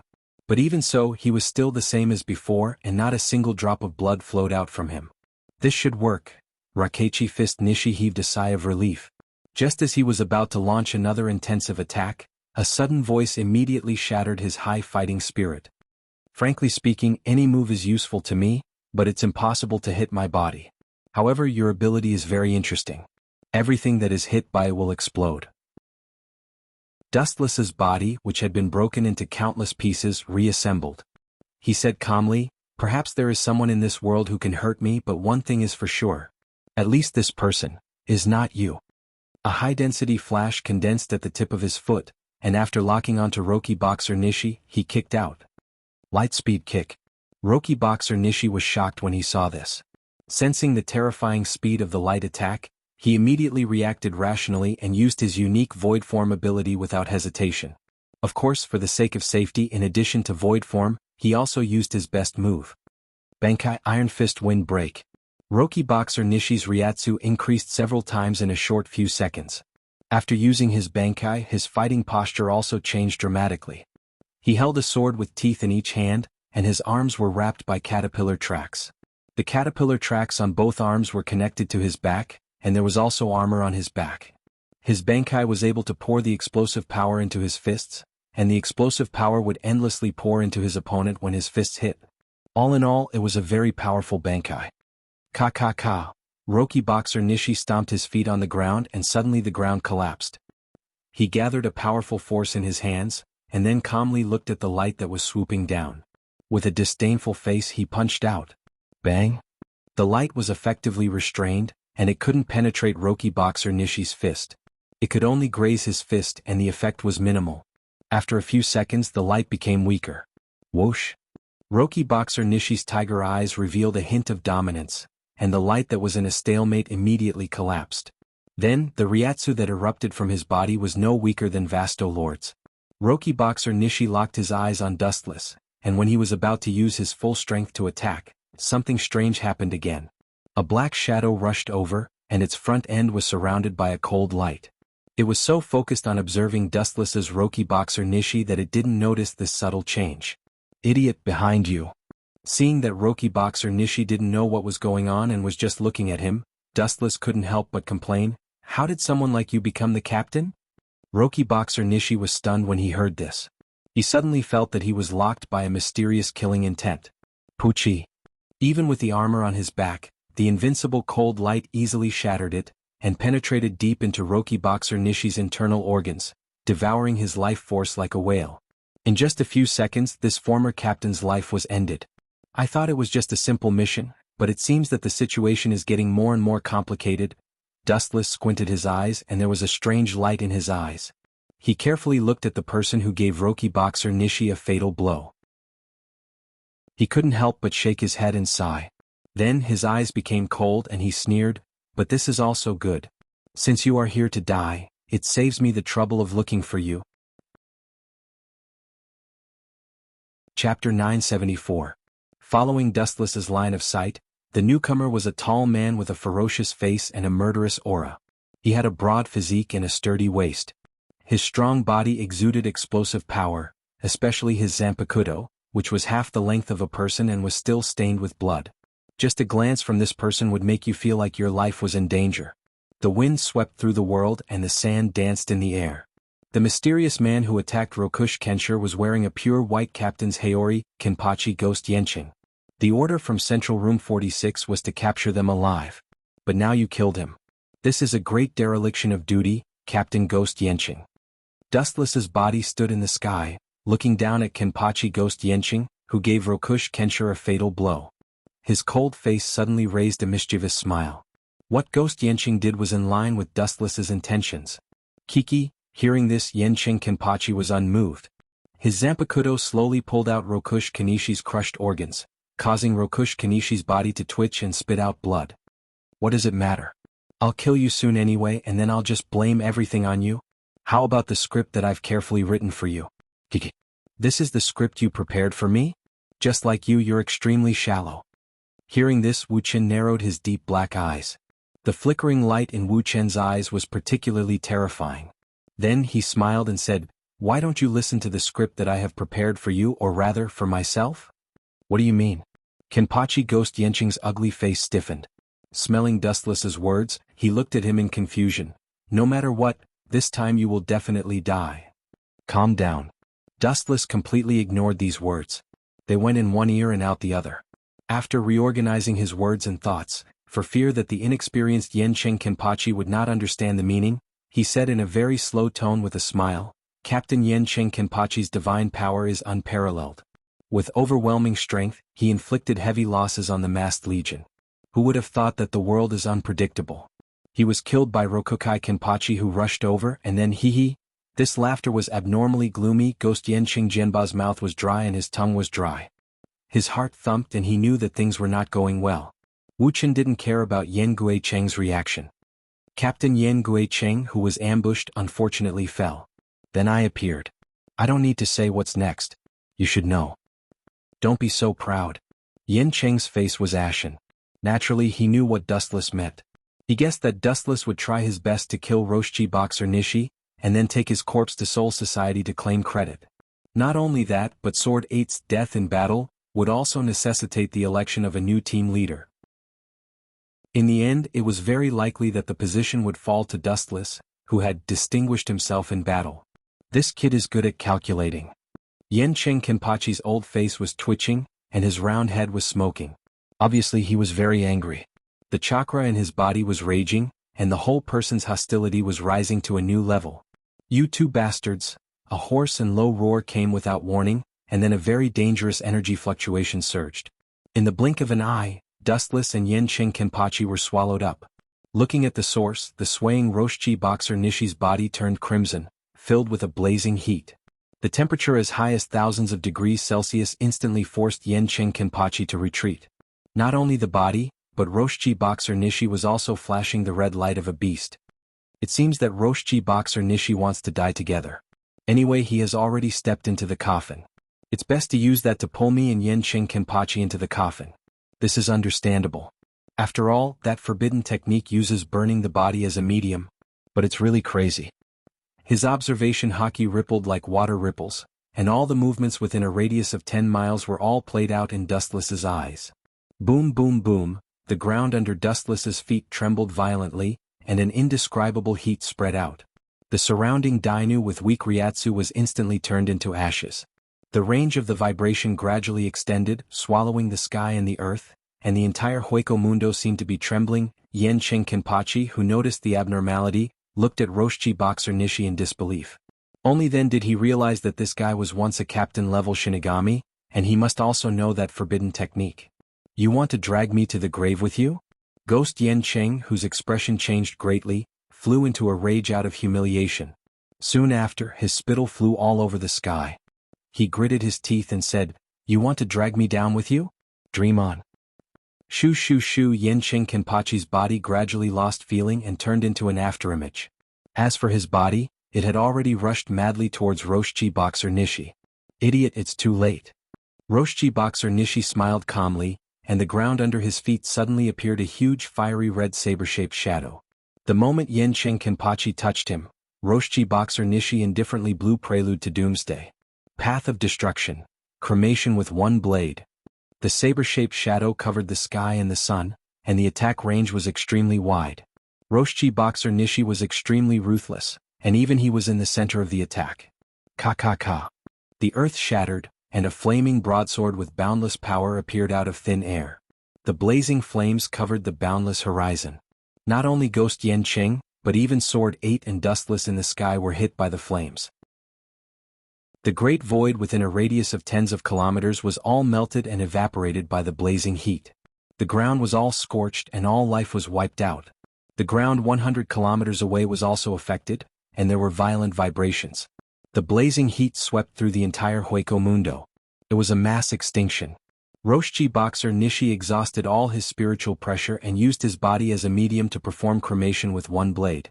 The power was beyond imagination, and even Dustless in the sky was beaten to a pulp. In just a few minutes, the body was destroyed several times after recombining several times. Dustless benefited from his elemental transformation ability. It was not hard to imagine what would happen to Yen Cheng Kenpachi in the end. Chapter 975. The blazing high temperature spread to Hueco Mundo. It was as if they were living in a hot steamer, unable to breathe. The thin oxygen was all evaporated, and the affected central area was in a mess.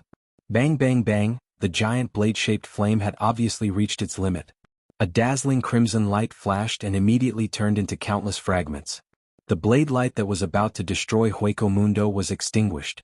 The greater voids in Hueco Mundo also barely regained their calm, and the shadow of the invisible guillotine above their heads also disappeared. He should be completely dead now. Well, I don't have to do anything. Dustless, who was floating in the sky, was still safe and sound. He looked down at the scorched ground below with extreme calmness. In a world without haki, he was like a fish in water. Where's Ghost Yen Cheng? His gaze fell on the ground below. There was only one corpse. It was Wuxia Chronicles. His body was black, and the stench of meat floated from his body from time to time.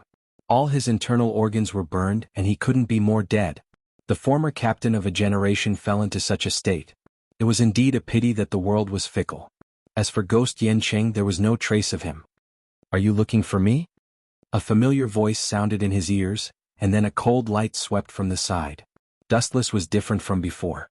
He felt that something was wrong with the blade light. This time he didn't use his elemental transformation ability. Kamui. The blade light passed through Dustless's body, but he was safe and sound. At the critical moment, his body quickly blurred and dodged this fatal attack. Stained with blood. What is this? Bankai? Turning his head, Dustless stared at Ghost Yanqing's Zanpakuto attentively. Unlike before, the entire blade was bleeding blood red out of nowhere. When it landed on the ground, the originally white desert instantly became incomparably pitch black. It was similar to the aging power of Bailgang back then. That was close. If I didn't have enough time to use Bankai, I'm afraid I would have been killed by one-sword cremation. Ghost Yanqing twisted his fat body and said with ease. At this time his upper body was naked and his skin was very dark. His body was also filled with a faint stench of meat. Although he used Bankai immediately and greatly weakened one-sword cremation's attack, he was still slightly injured. Your ability is not bad. Looking carefully at the blood-stained Zanpakuto, Wuchen nodded slightly and his eyes lit up. He instantly understood something. It can even corrode photons. This is the first time I have seen such a mysterious Zanpakuto. When he used elementization just now, the photons that had yet to disperse were all corroded by the soul-assimilating blade wrapped in blood. Tiske tisk, Ghost Yanqing laughed arrogantly to cover up the shock in his heart. He thought in surprise, what the hell is going on with this kid? It's obviously just an ordinary attack, but he instantly understood the ability of my Zanpakuto. Anything that came into contact with the blood flowing from the tip of his blade, even if it was a photon, would be corroded. As long as it came into contact with the strange blood, it would instantly vanish into thin air. Tao Breaker 63, 6-rod light prison. The chakra in his body surged as Ghost Yanqing's 8th blade pointed at Dustless. 6 huge light ribbons attacked from all directions. In the blink of an eye, Dustless was bound in place. It's over. Seeing this, Ghost Yanqing laughed and attacked with his terrifying blade. The purple light at the tip of the blade was pulsating with a demonic luster. This 6-rod light prison is much stronger than before. After using Bankai, my strength in all aspects has improved. Looking down at the huge light ribbons around his waist, Dustless lowered his head and thought. Last time he just walked around and tore apart the 6-rod light prison with his powerful strength. Whoosh whoosh whoosh. The blood-red slash came head-on, and a trench was formed on the ground. The area covered by the red light was a mess and it was a deadly threat. In a trance, Dustless seemed to see the black and white impermanence coming to take his life. There is such a heaven-defying Bankai. It can directly melt everything, even photons. Could it be that when I tried to use elementization just now? Thinking of the experience that he had never had before, Dustless whispered. In fact, the purple-red blood was quite similar to Amaterasu, and the ability was quite similar. However, Amaterasu could not devour photons but Ghost Yanqing could. Then his expression turned serious, and the eye power of Rinnegan overflowed, and a vast repulsive force suddenly appeared. Mahabharata. The repulsive force that was far more powerful than Super Shinra Tensei exploded. It was boundless and it was aimed at Ghost Yanqing. In an instant, his entire body was annihilated. An unprecedentedly deep pit was formed on the ground. Ghost Yanqing's 8th sword disappeared into thin air along with his attack. This technique is undefeatable. A lightsaber appeared in his hand, and Dustless waved his hand to break the 6-rod light prison that bound his body. He immediately walked toward Ghost Yanqing, intending to give him the final fatal blow. Mahabharata was a technique that belonged exclusively to Dustless. Its meaning was quite simple and its theory was the same as Amaterasu. Where the gaze was focused, there would be a repulsive force that was no weaker than Super Shinra Tensei. It was unguarded and had great destructive power. It's over, Captain Yanqing.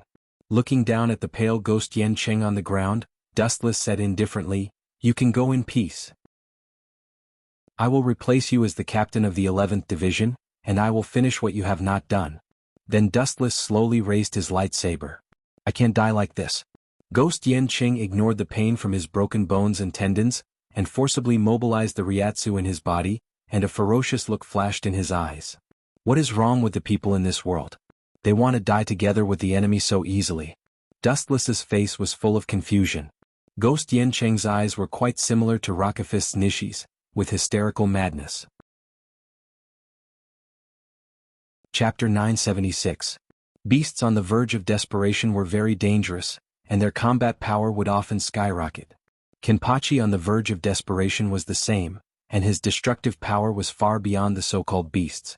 The ghost Yancheng's 8 swordsman was just that terrifying. His strong will far exceeded his strength.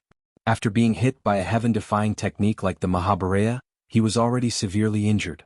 Almost all the bones in his body were broken, but he was still able to miraculously stand up. This was all driven by the will to kill Dustless. There is no deep hatred between us, why are you so obsessed with me? Dustless said indifferently as he waved the Kusanagi sword in his hand. With your current state you can't even move your body, let alone fight me? Stop talking, you despicable bastard, I will not let you go, and I will drag you to hell even if I die. Kenpachi Guayenching held his body up, and his eyes widened, filled with a crazy determination, and immediately used all of his strength to stab the Zanpakuto into his abdomen.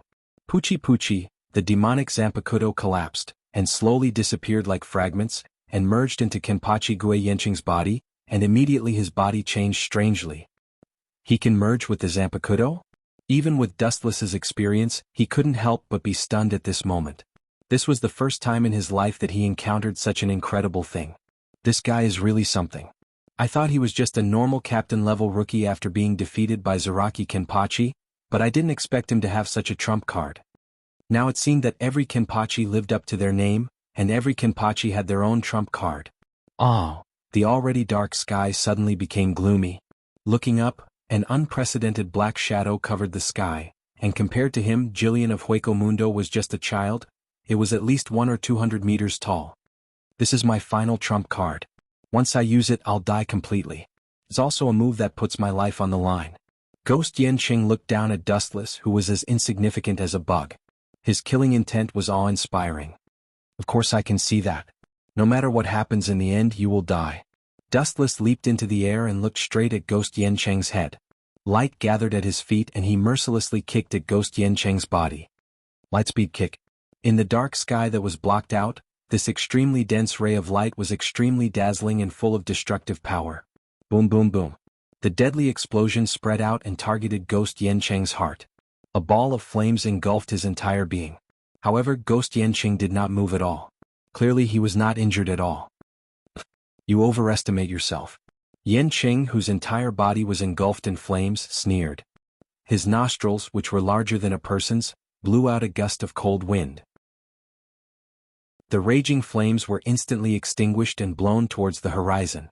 Now that I've surpassed the limits of the Grim Reaper, I don't feel anything from this kind of attack. Ghost Yancheng said proudly. This was his final move that had been lit up by his flower of life. Its power was extraordinary. His heart that had been attacked by Dustless's lightspeed kick was actually unharmed. Sure enough, it's different. Dustless nodded, his eyes shining.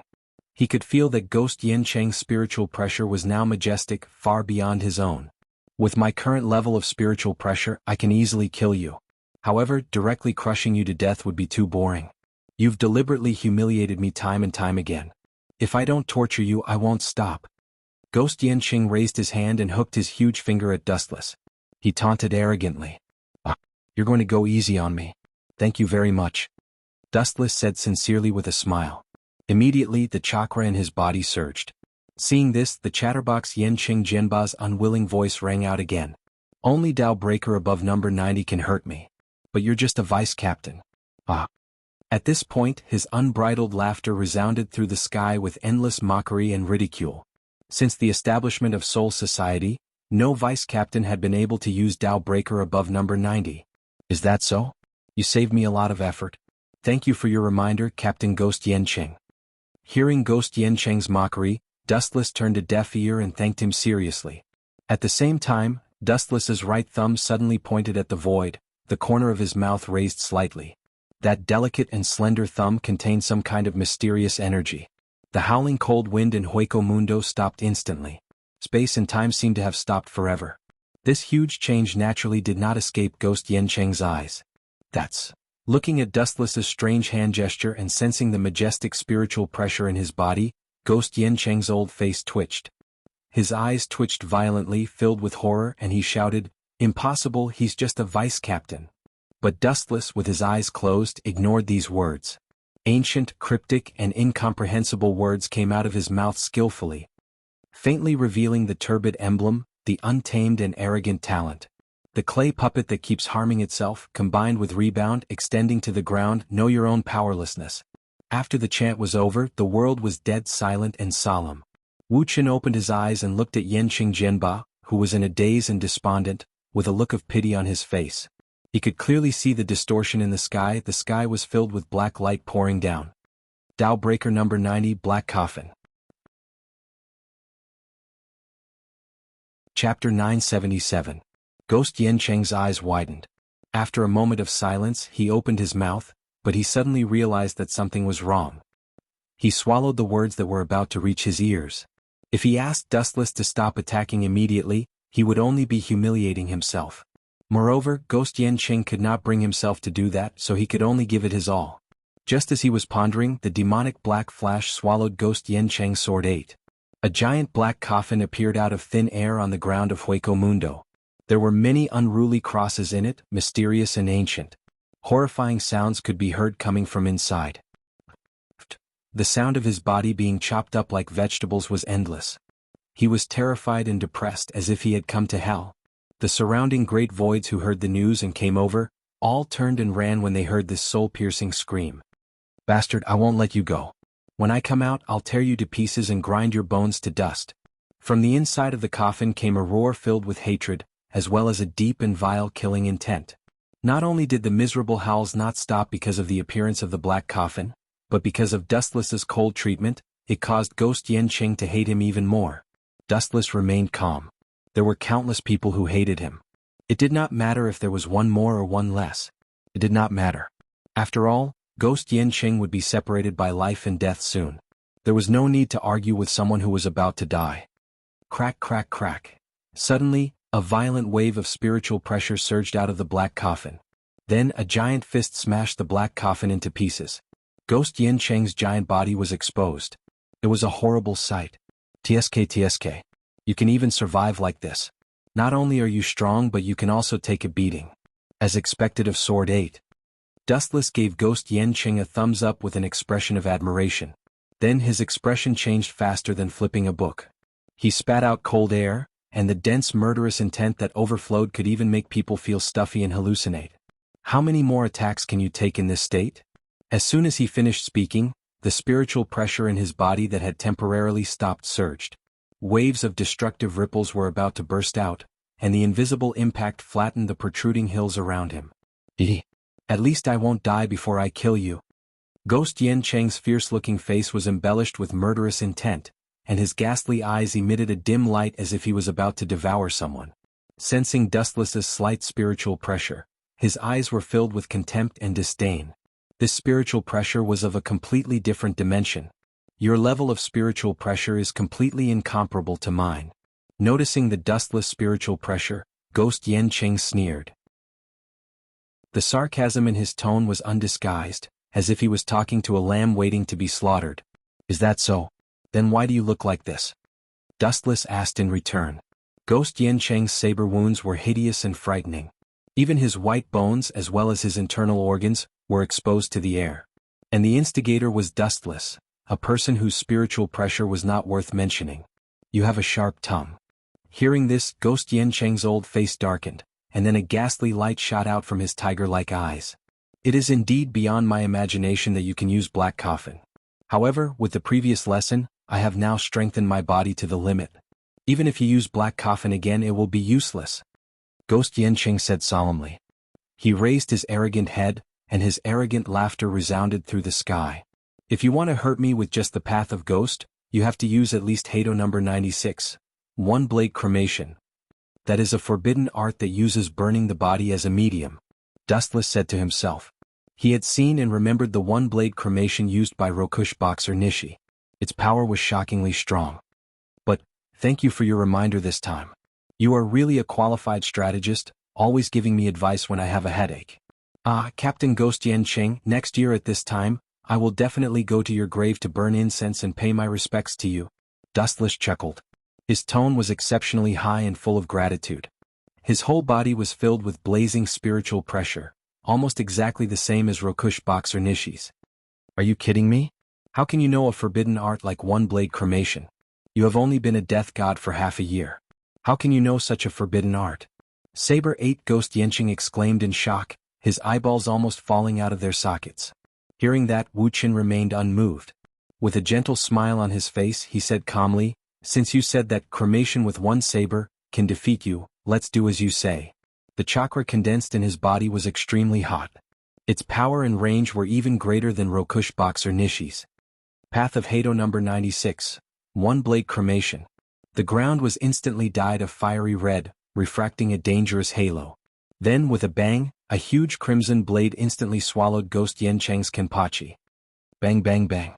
Before he could even scream, Ghost Yanqing's soul was destroyed. He was burned to ashes with a single slash, and a figure fell from the sky. It was Ghost Yanqing's charred body, and he could not be more dead. The insides of his body had been hollowed out. Boom boom boom. After a long while, the blade exploded, producing a blazing storm. Dustless, who was caught off guard, was also forced to retreat. Even if he was thousands of meters away from the center, he could still feel the unparalleled impact. This forbidden art is really strong. Seeing such exaggerated destruction, Dustless nodded with satisfaction. He immediately looked at his charred left arm and couldn't help but shake his head. If he didn't have the body of the ten-tailed beast, he wouldn't have dared to use such a trick. It was equivalent to sacrificing 800 to kill 1,000 enemies. This is... Just as Dustless was about to clean up Ghost Yanqing and return to Soul Society with Rokush Boxer Nishi's body to take credit, a few strange spiritual pressures came. They were not great void or death gods, but they were very powerful. Chapter 978. Hearing this, Dustless opened his mouth so wide that it could fit a fist. His face was blank. I thought it was strange at first, but I didn't expect Jugram to be the mastermind. Dustless's eyes widened in shock, but his heart was as calm as water. The information about the masquerade army was top secret, and Urahara Kisuk was tight-lipped. Only he and a few people from the 4th campus knew about it. Aizen Sosuke didn't know at all. Jugram somehow passed this top-secret information to Aizen's ears, including the fact that they could successfully turn into nothingness. Aizen, who couldn't wait to find the source, controlled Central Room 46 behind the scenes and ordered Soul Society to attack the masquerade army. Thousands of doubts were cleared, and a figure suddenly appeared in Dustless's mind. He had long black hair and a beard, a deep and fierce face, red eyes, and 3 silver medals on his collar. He was a man in a crimson cloak. Yawatch hasn't woken up yet. All of this was Jugram's order. With great interest, Dustless reorganized his words and was about to ask about Yawatch. After all, his origin, strength, and identity were all unsolved mysteries. He needed to ask in detail. "Your Majesty, the Yawatch you mentioned," the word stopped abruptly. Dustless didn't feel a cold gaze on him. It was very fierce. He turned his head and saw Busby looking down at him with a cold expression. There was a wisp of flame at the tip of his thumb, and it was locked onto Dustless's head. Busby was given the ability to burn by Yawatch, so he could flexibly control the flame. Busby is quite vigilant. I have to rely on other methods. Seeing this, Dustless suddenly changed his mind. He planned to defeat the two and extract their memories. Actually, it's quite sad for you, Quincy. Dustless suddenly sighed in pity. Almost all of the surviving Quincy had drunk Yawatch's blood. When the farewell was launched in the future, they would all be the nourishment for Yawatch to become stronger. Glancing at Baseby and Candace, Dustless suddenly changed his face and said coldly, "Since you two have answered so many of my questions, I'll let you die beautifully. I'll leave your corpses intact." As soon as he said that, Busby snorted. The Grim Reaper relies on spiritual pressure to fight. You think you can kill us with your spiritual pressure? You're not scared silly by Candace, are you? Bartz was very disdainful, then he sneered and said, "Disappear." Bang.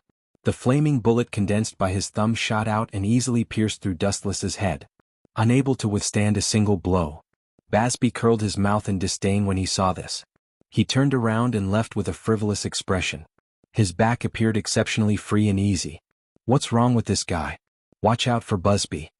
As soon as he took 2 steps forward, Candace's ear-piercing voice came with astonishment and shock.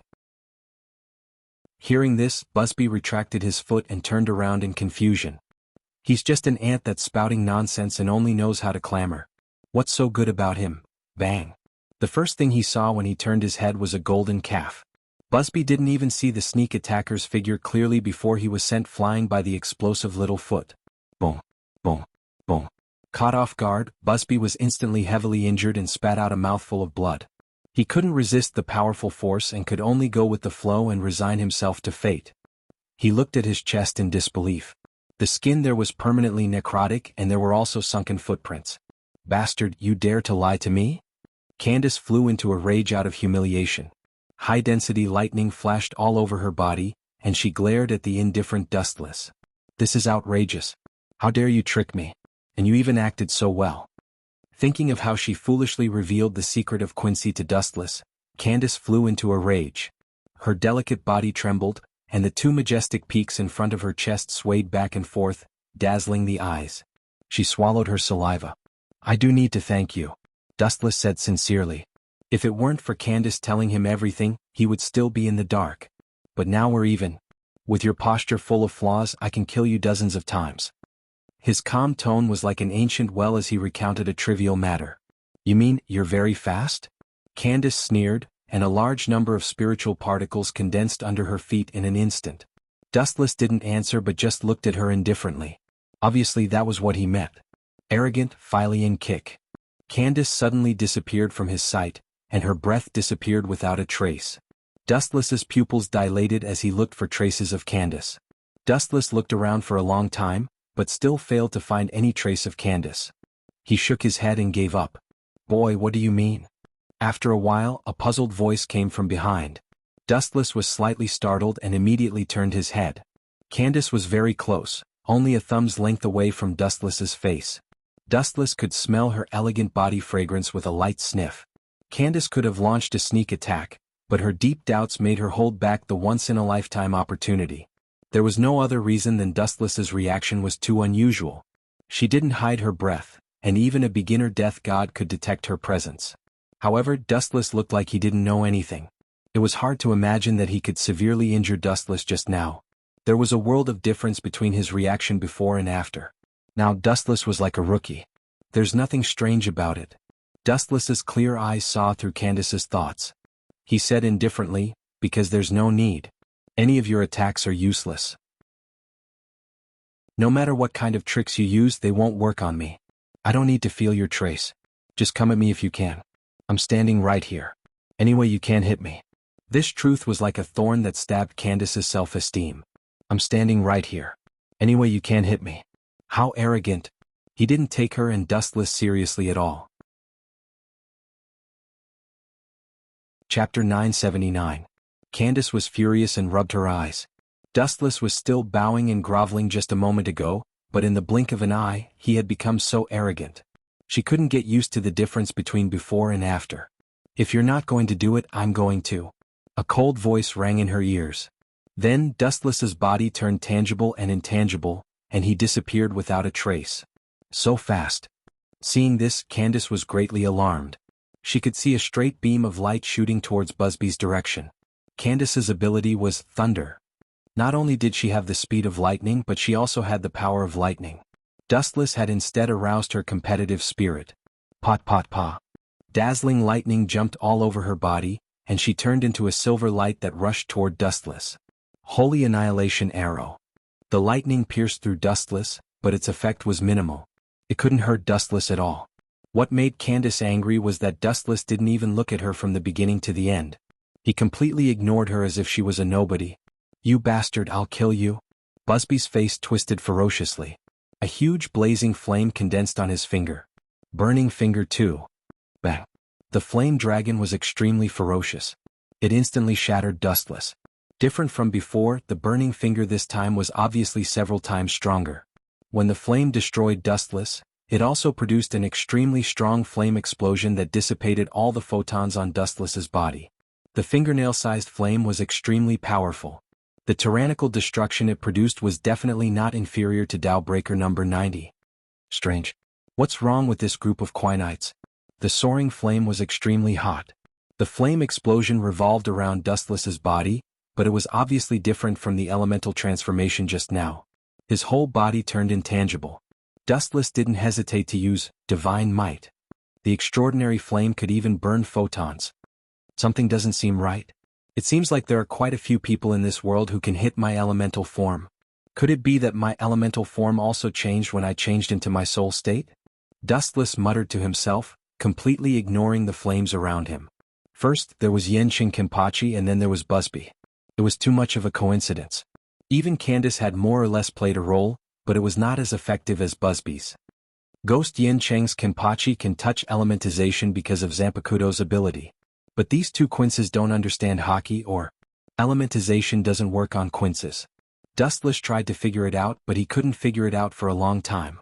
Soon after, he felt relieved. Even if his elemental transformation really failed, it still couldn't make up for the gap between them. Moreover, he wasn't someone who relied on elemental transformation, not to mention he still had God's might. You're dead for sure. Waving his hand, Bezabi shook off the dust on his body and looked at his bumpy chest. His eyes were filled with gloominess. Brat, you died quickly. Otherwise, what will happen? A gust of cold air blew by his ear and Bezabi was shocked. He turned his head reflexively and saw that Dustless was unscathed, and he was holding a golden greatsword in his hand. Bezabi's expression turned serious as he sensed the murderous intent boiling all over Dustless's body. His right foot suddenly stomped on the ground, and his unique domain spread out. Armor shell calming armor. A circular protective shield with lines spread out, forming an absolute domain. Anyone who tried to get close to Bezabi would be eroded. What's the use of this thing? With contempt in his eyes, Dustless grabbed the line defense in front of him with one hand. Its effect was similar to Shinra Tensei. Idiot, you dare to grab the armor shell calming armor with your hand? This is completely different from ordinary armor shell calming armor. Not only can it defend against the enemy, but it can also erode the enemy. Bezabi sneered in his heart. He was speechless at Dustless's ignorance and stupidity. Pfft. A crisp sound was heard and Bezabi was stunned. He looked at Dustless and his mocking smile stopped. Looking at Dustless, who had invaded the armor shell calming armor, unscathed, Bezabi's eyes became extremely dim as if his soul had been sucked away. His hand. How did he do that? Candace looked at Dustless's big black hand and said in disbelief. That big hand that flashed with a deep black edge completely ignored the existence of the armor shell calming armor, and easily tore it apart. You two have always been the first to attack. This time it's time for someone else to attack. A cold glint appeared in his hawk-like eyes. Bezabi and Candace, who were being stared at, felt as if their souls were trembling. They both felt as if there was a blade on their backs. They pointed at the void and gathered all the spiritual pressure in their bodies. Dawnbreaker 9. They thought that they would be greeted with the ultimate attack of 5 thunders, but who would have thought that Dustless's fierce attack would suddenly stop? He instantly settled the matter and relaxed his raised finger. After looking at Dustless seriously for a while, Bezabi's tense nerves relaxed. He sneered in a strange manner and said, "You're just putting on an act. You want to fight us without your spiritual pressure?" Candace also had a light smile on her face as she looked at Dustless mockingly. Indeed. I don't have much spiritual pressure left. Although chakra has unlimited spiritual pressure, it's far from enough. I've used more than 90% of my spiritual pressure in the previous battles. Dustless couldn't deny it and muttered to himself. Kid, you're going to be in big trouble this time, Candace said with a smile. Candace beamed with exultation. She rolled up her sleeves, intending to teach Wuxia a lesson with an arrogant face. I'm going to be in big trouble, but I'm not the one who needs to worry. Dustless nodded in agreement. Another mysterious energy surged in his body. You're the ones who are going to be in big trouble. I've only been a Shinigami trainee for more than half a year. I don't even have a Zanpakuto yet. In fact, I'm better at chakra. Shinigami was Dustless's secondary profession. Ninja was his main profession. Compared to the former, Dustless was better at the latter. Chapter 980. Hearing this, the two of them looked at each other. Their first reaction was to think that this was nonsense. Bring it on. Noticing that Dustless's spiritual pressure had decreased, Busby was full of confidence. He hooked his finger at Dustless provocatively. "Since you want to die so much, I'll grant you your wish." His deep pupils changed rapidly. The chakra in Dustless's body surged. Compared to the weak spiritual pressure, it was on a completely different level. It was vast and boundless. What a terrifying gaze. What kind of eyes are those? Busby's proud expression froze and became slightly gloomy. Dustless's eyes turned into blood-red pentagrams. Being stared at, Busby trembled uncontrollably.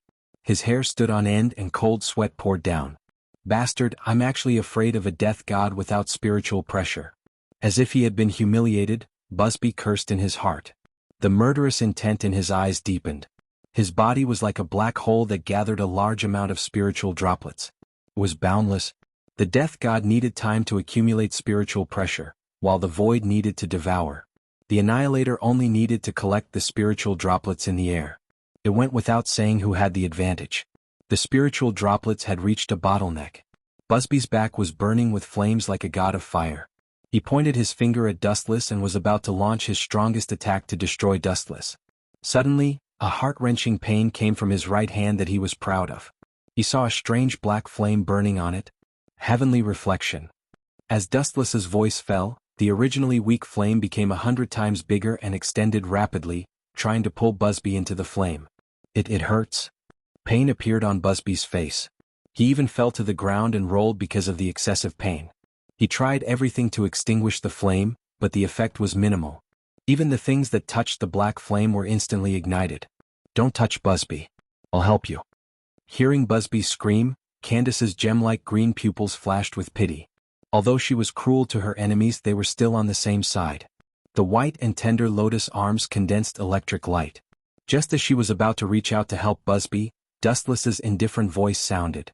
"No one can extinguish Amaterasu. Other than me, anyone who touches it will be affected." Dustless's words stopped Candace in her tracks. He said coldly, "You have to pay the price for everything you do. After attacking me, you want to leave unscathed? There's nothing so cheap in this world." "Humph, as long as I kill you, this black flame will extinguish itself." However, Candace didn't appreciate his kindness. Her murderous aura surged. Her hands absorbed a large amount of high-density spirit particles, and a shining longbow appeared in her hands. Several sharp arrows were shot out of the bowstring towards Dustless. A deathbed struggle. Dustless raised his eyebrows and immediately reacted. He gathered a large amount of light with one hand and glanced at the incoming arrow, then threw it out. Yasukani no Magatama. There were tens of thousands of flashing arrows, far more than the transparent ones. Bang bang bang. Under the intensive number of attacks, Candace's spirit bow collapsed in an instant, and it was difficult to splash ripples and attract Dustless's attention. Whoosh! Although her first attack failed, Candace didn't give up. Instead, she launched an even fiercer attack. Lightning crackled in her jade-like hands, and the light was so dazzling that one couldn't look at it directly. It could easily burn one's eyes. Thunder explosion. The light sword, which was completely compressed by lightning, swooped down, leaving an afterimage in the void. It was about to shoot out of Dustless's eyebrows when another change occurred. Boom! The big black hand suddenly grabbed it and subdued it. "How long are you going to play with this kind of child's play?" The big hand covered with armament hockey grabbed the thunder and immediately clenched into a fist, and like a mirror, it shattered and turned into thousands of fireflies. "You bastard!" Seeing this, Candace didn't despair. Instead, Wu Chen's contempt aroused her competitive spirit. She turned into a bolt of lightning and dashed out. The movement trajectory was quite similar to that of Enel. Pot pot pa. The abnormality in the sky attracted Dustless's attention. The unscrupulous lightning danced freely in the sky. It was very arrogant and the density was high and the scope was large. Whoosh!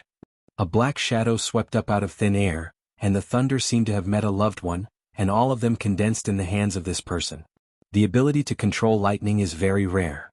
Dustless commented, his face unchanged. "You, humph." Seeing this, Candace's beautiful eyes spat fire. This was one of her strongest moves, but Dustless was so calm. It was obvious that he was half-hearted. She clenched her slender fingers, and the arrogant lightning immediately condensed in her palm. She said hatefully, "Go to hell." Electrocution. The huge thunder blade composed entirely of lightning fell, and Candace's anger slashed towards Dustless and Hueco Mundo, which was born in the dark environment, was as bright as day. Turning thunder into a blade to attack compared with before, the power has increased by more than a little. Dustless was about to be dismembered, but he was unmoved. He looked at Candace with a faint sympathy in his eyes. There was no doubt that this was a very powerful ability, but Yhwach's subordinates were not short of monsters. Whether it was the head of the knights, Jugram, or Yhwach's personal guards, their abilities were unheard of. People like Candace were destined to be abandoned in the end. Looking up at Candace in the void and the falling thunder blade, Dustless's expression gradually became cold, and chakra, full of vitality, danced in his body. Then red logs fell from the sky. There were so many of them that they couldn't be seen clearly. They only knew that there were a lot of them. Spiritual method, Bright God Gate. Chapter 981. The dark sky attracted everyone's attention. Busby looked up at the sky, staring at the mahogany in the sky. He clenched his fists, and his eyes finally fell on his arm that was being baked by the black fire. His hesitation was replaced by determination. Poochie. A cold light flashed, and Busby cut off his arm without hesitation. He glared at Dustless fiercely and disappeared. Bastard, that kid didn't abandon me and run away, did he?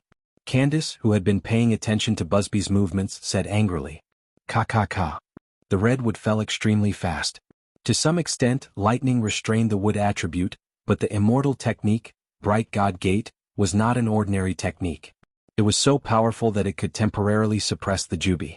Ka. With a series of crisp sounds, the blade that was completely composed of lightning was crushed by the Bright Deity Gate's powerful suppression before it even had the chance to fall. The most shocking thing was that this red divine wood could absorb spiritual energy and swallow the remaining lightning blade until it turned into nothingness. Damn, where did this kid come from? Candace's pretty face collapsed and she couldn't help but curse. Looking down at Dustless, who was motionless on the ground, a sense of frustration rose in her heart. She couldn't defeat him even after using all her skills. After pondering for a while, her body flashed with lightning and gradually showed signs of dissipating. She chose to avoid him for the time being. The two sides were not in the same dimension at all. If I were to let you leave after casually attacking others, wouldn't that be too much of a loss for me? The golden light condensed in front of Candace and Dustless blocked her way. The Wandless Empire was a mystery, and it was impossible for them to confess. In this case he could only use Rinnegan to forcibly extract her memory. A ripple appeared in the void and it trembled slightly. Then Dustless disappeared without a trace. Candace didn't have time to be surprised. She suddenly felt a pair of big warm hands grabbing her. She looked carefully and a trace of jealousy flashed in her eyes. The slender fingers and delicate skin were more delicate than Candace, who usually paid attention to skincare. Especially it was a pair of men's hands. Let me go. Candace struggled hard, but her right arm was restrained by Dustless. At the same time she warned loudly, "Come so close to me you're courting death." Bah. Like a lightning man, his limbs and bones were covered in lightning. All of them swept towards Dustless's hand that was grabbing her, trying to use this method to force Dustless back. Naive. Seeing this, Dustless remained unmoved, his eyes condensed and he whispered, "Armament hockey hardening." The black brilliance swept out, and in the blink of an eye, Wuchan's entire body was filled with black skin. It was sparkling and at the same time, it was also exceptionally hard.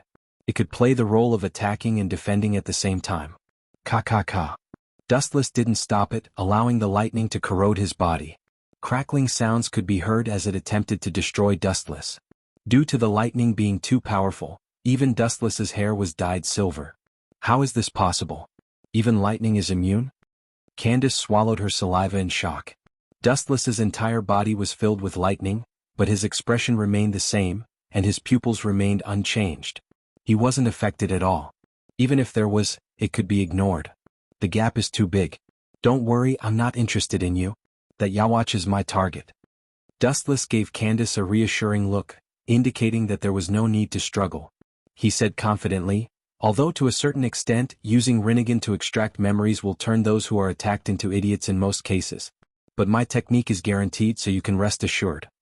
After using Rinnegan for so many years, Dustless had already reached the realm of perfection. Extract memories?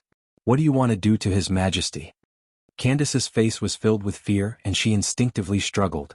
"I didn't expect you to be so loyal to Yhwach." His eyes flashed with surprise. He didn't expect this tall and strong girl to be so loyal to Yawach. She didn't worry about his safety but the old monster Yawach. What a pity. Dustless smacked his lips. He felt that it was quite unfair for her. Whether you listen to me or not, remember, Yawach is not a good thing. You, including the members of your Star Knights, are all his pawns. After making the best use of everything, you will be obliterated. Dustless said seriously. Immediately, regardless of how Candace reacted, he directly reached out and grabbed her head. He was about to use the ability of Rinnegan to extract her memories when a disruptor appeared out of nowhere. Burning Finger 3. The edge of the flame bullet was unstoppable, and in the blink of an eye, it was close to Dustless and Candace. You want to hurt me with this kind of thing?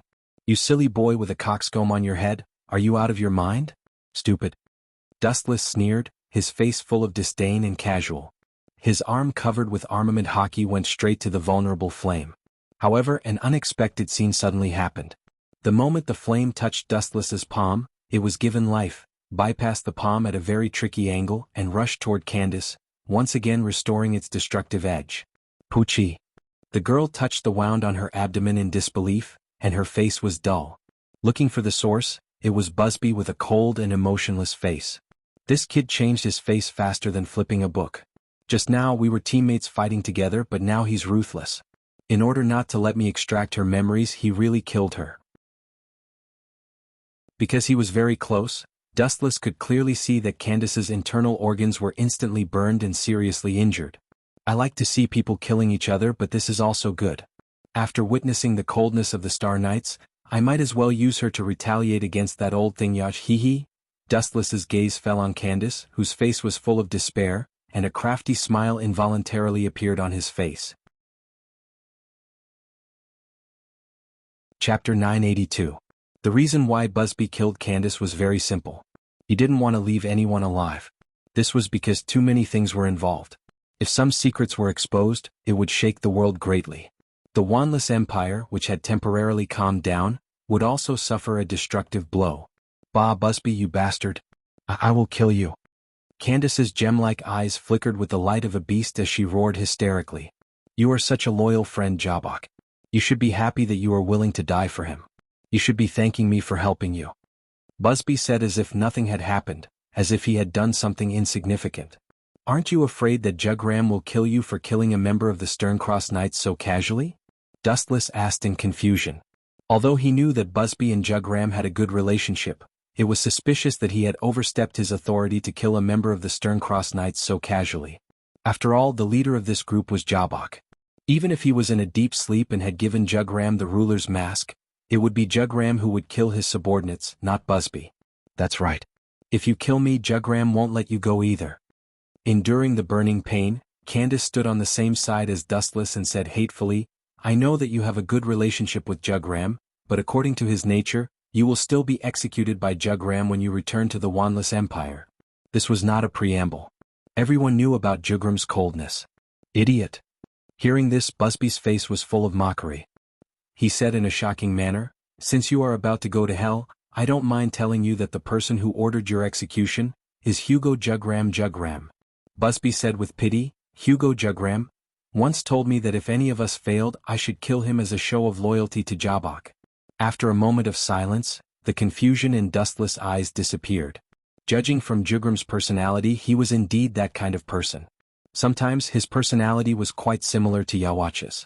Dustless still remembered that when Yawach revived and invaded Soul Society, Jugram had personally executed many members of the Stern Ritter. Just like what he said. His remaining arm pointed at Dustless as he said indifferently, You are just pawns being used. Once you lose your value, you will be abandoned. These merciless words were like a thorn that pierced deeply into Candace's heart. Her firm belief collapsed instantly. She stared at Busby with a murderous look, trembling all over. His respect for Yawach and Jugram had also turned into hatred. He wished he could tear them into pieces and burn their bones to ashes to vent the hatred in his heart. That's for the best. Dustless suddenly smiled strangely. Then he looked at the arrogant Busby with a playful look and said sarcastically, Don't be so arrogant. You are no exception. You are also pawns being used by Yawach. Hearing this, Busby's face turned gloomy. He did not need Dustless to explain. He knew what was going on. The game is over. Please go to hell. A golden flash whizzed over. It was so bright that he could not open his eyes. So fast. Even so, in a flash, Busby still saw Dustless's face. Whoosh. Busby had also learned a series of lessons from before. He was no longer as arrogant as before. He sensibly distanced himself from Dustless. Still want to run? How boring. Shaking his head, Dustless chased after Busby again. Idiot, you don't even know that you have been tricked. Did you think that I went to find reinforcements? How naive. Seeing Dustless rushing over, Busby's eyes shone. Cunning intent surged in the depths of his eyes. All the data on his body started to increase without limit. A quincy pentagram appeared above his head, and a pair of long stick-shaped wings appeared on his back. This shocking change naturally attracted Dustless's attention. Busby's spiritual pressure, speed, strength, and even height increased strangely. That's Quincy's perfect holy body. Candace shouted with all her strength. I know. Glancing indifferently at Candace, who was bleeding non-stop, Dustless really didn't know where he got his strength from. He reckoned that the reason he could hold on until now was because he wanted to see Busby get beaten up by Dustless to vent his anger. Scorching hell. His 5 fingers emitted extreme heat at the same time, forming a spiral shape and swallowing Dustless. Even the void along the way was scorched to the point of distortion due to its great power. Farewell, Busby said coldly. He was full of confidence. This was his strongest move. You are right. It is indeed farewell. There was a ripple in the void. Then a huge spiral-shaped sword appeared and fell into Wu Chen's hand. This strange sword was emitting a strange red light. It was deciphering the basic structure of this world, as if it was making the final preparations to destroy this planet. It is a blessing of 3 lifetimes to be able to die under good separation sword. This special treatment is given to you because you are my spy. You should be grateful to me. Dustless said with an expression as if this was how it should be, completely ignoring the bulging veins on Busby's forehead. In his eyes, Busby was a dead man. There was no need to argue with a dead man. Whoosh. Staring at the fire dragon that wanted to devour him, Dustless moved with the momentum. He swept out his good separation sword, and a huge red light swept out from the tip of the good separation sword. The incomparably arrogant 5 flames instantly dissipated into thin air. After shattering them, they flew straight towards the dumbfounded Busby. Chapter 983.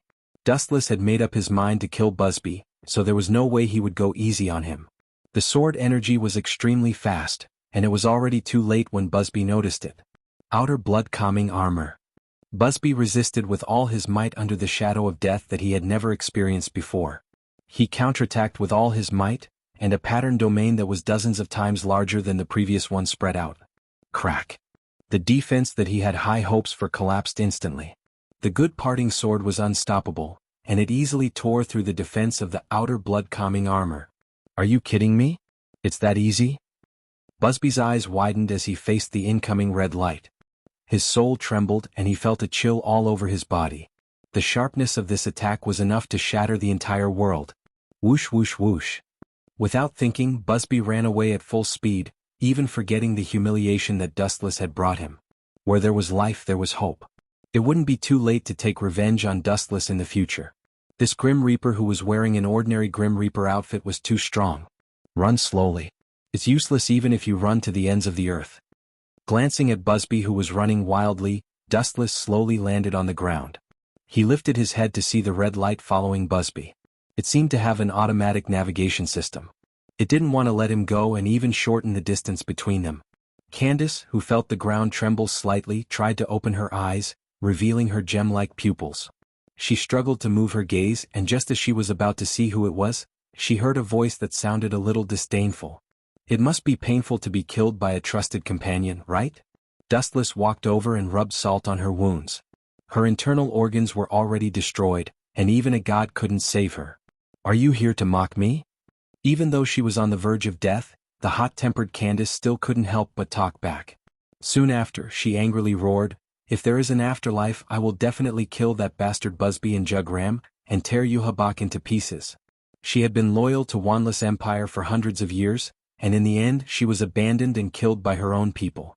How could she not be angry? How about we make a deal? After a moment of silence, Dustless said something shocking. His calm tone was extremely serious and he obviously wasn't joking.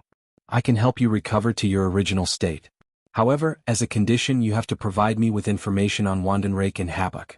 Jugram is even more dangerous than Sosuke Aizen. Let me recover? Do you think you're Yawatch? After being stunned for a moment, Candace took it as a joke and said, even Yawatch, who prides himself as a god, can't come back to life after being killed, let alone you. He instinctively thought that this was a lie. Pucci. As the cloth was torn apart, Candace suddenly felt that her body was extremely cold. She reflexively looked at Dustless. Bastard, I'm going to kill you. How dare you tear my clothes? Candace was ashamed and angry at the same time. Her clothes were torn apart by Dustless, and her pair of snow-white huge breasts were exposed to the air. She felt cold all over. Yawatch can't do it, but that doesn't mean I can't. Compared to me, his so-called god is just a mortal. Dustless stared at Candace's huge breasts without any scruples. His fingertips flashed and he said, how about it? Agree to my condition and I'll bring you back to life immediately. If you refuse, I'll give you complete freedom. Boom boom boom. At the same time, a dull explosion shook Hueco Mundo, and a fiery red aftershock rushed out. The sword energy of the good separation sword finally destroyed the escaping Baseby, just as Dustless expected. The Ryatsu disappeared without a trace. Think about Yawatch's coldness, think about Baseby's ruthlessness, think about Jugram's heartlessness, think about, let them live freely in this world safe and sound. Are you willing? Dustless's eyes glowed red as he tempted her. Baseby? Didn't you just kill him? The sudden words made Dustless feel awkward, but his face was as thick as a city wall. He just smiled and continued to persuade her. In short, I can bring you back to life, but the condition is that you tell me everything about Wandenrake, your future activities, future plans, and of course information about Yawatch. This kind of small injury would kill anyone else, but in Dustless's eyes, it was just a small matter. Not to mention some heaven-defying ninjutsu. After he awakened the glint fruit, he could regenerate broken limbs, and it wouldn't be difficult for him to remodel someone's internal organs. No problem, if you fail, I'll take it that you've tricked me again. Clenching her fists, Candace thought of Yawatch and Jugram and said resolutely. She couldn't die like this and she still had to take revenge on Wandenrake. As you wish. Hearing this, Dustless breathed a sigh of relief, and put his right hand on Candace's chest. The warm and soft touch made Dustless excited, and he couldn't help but sneak a few touches.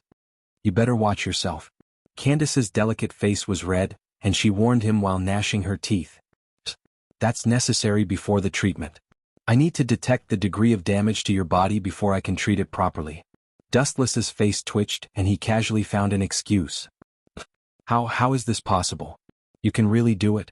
Candace was about to scold Dustless, but her burned chest suddenly became warm and comfortable, and the burned and necrotic skin healed at a speed visible to the naked eye. I've said it before, compared to me, Yawatch turned from a god to a mortal. Dustless smiled confidently, and his right arm bloomed with a dazzling golden light, full of vitality, and looked very sacred, repairing and recreating brand new internal organs. The heart that had originally disappeared slowly reappeared, and it was beating with a thump thump thump. Chapter 984.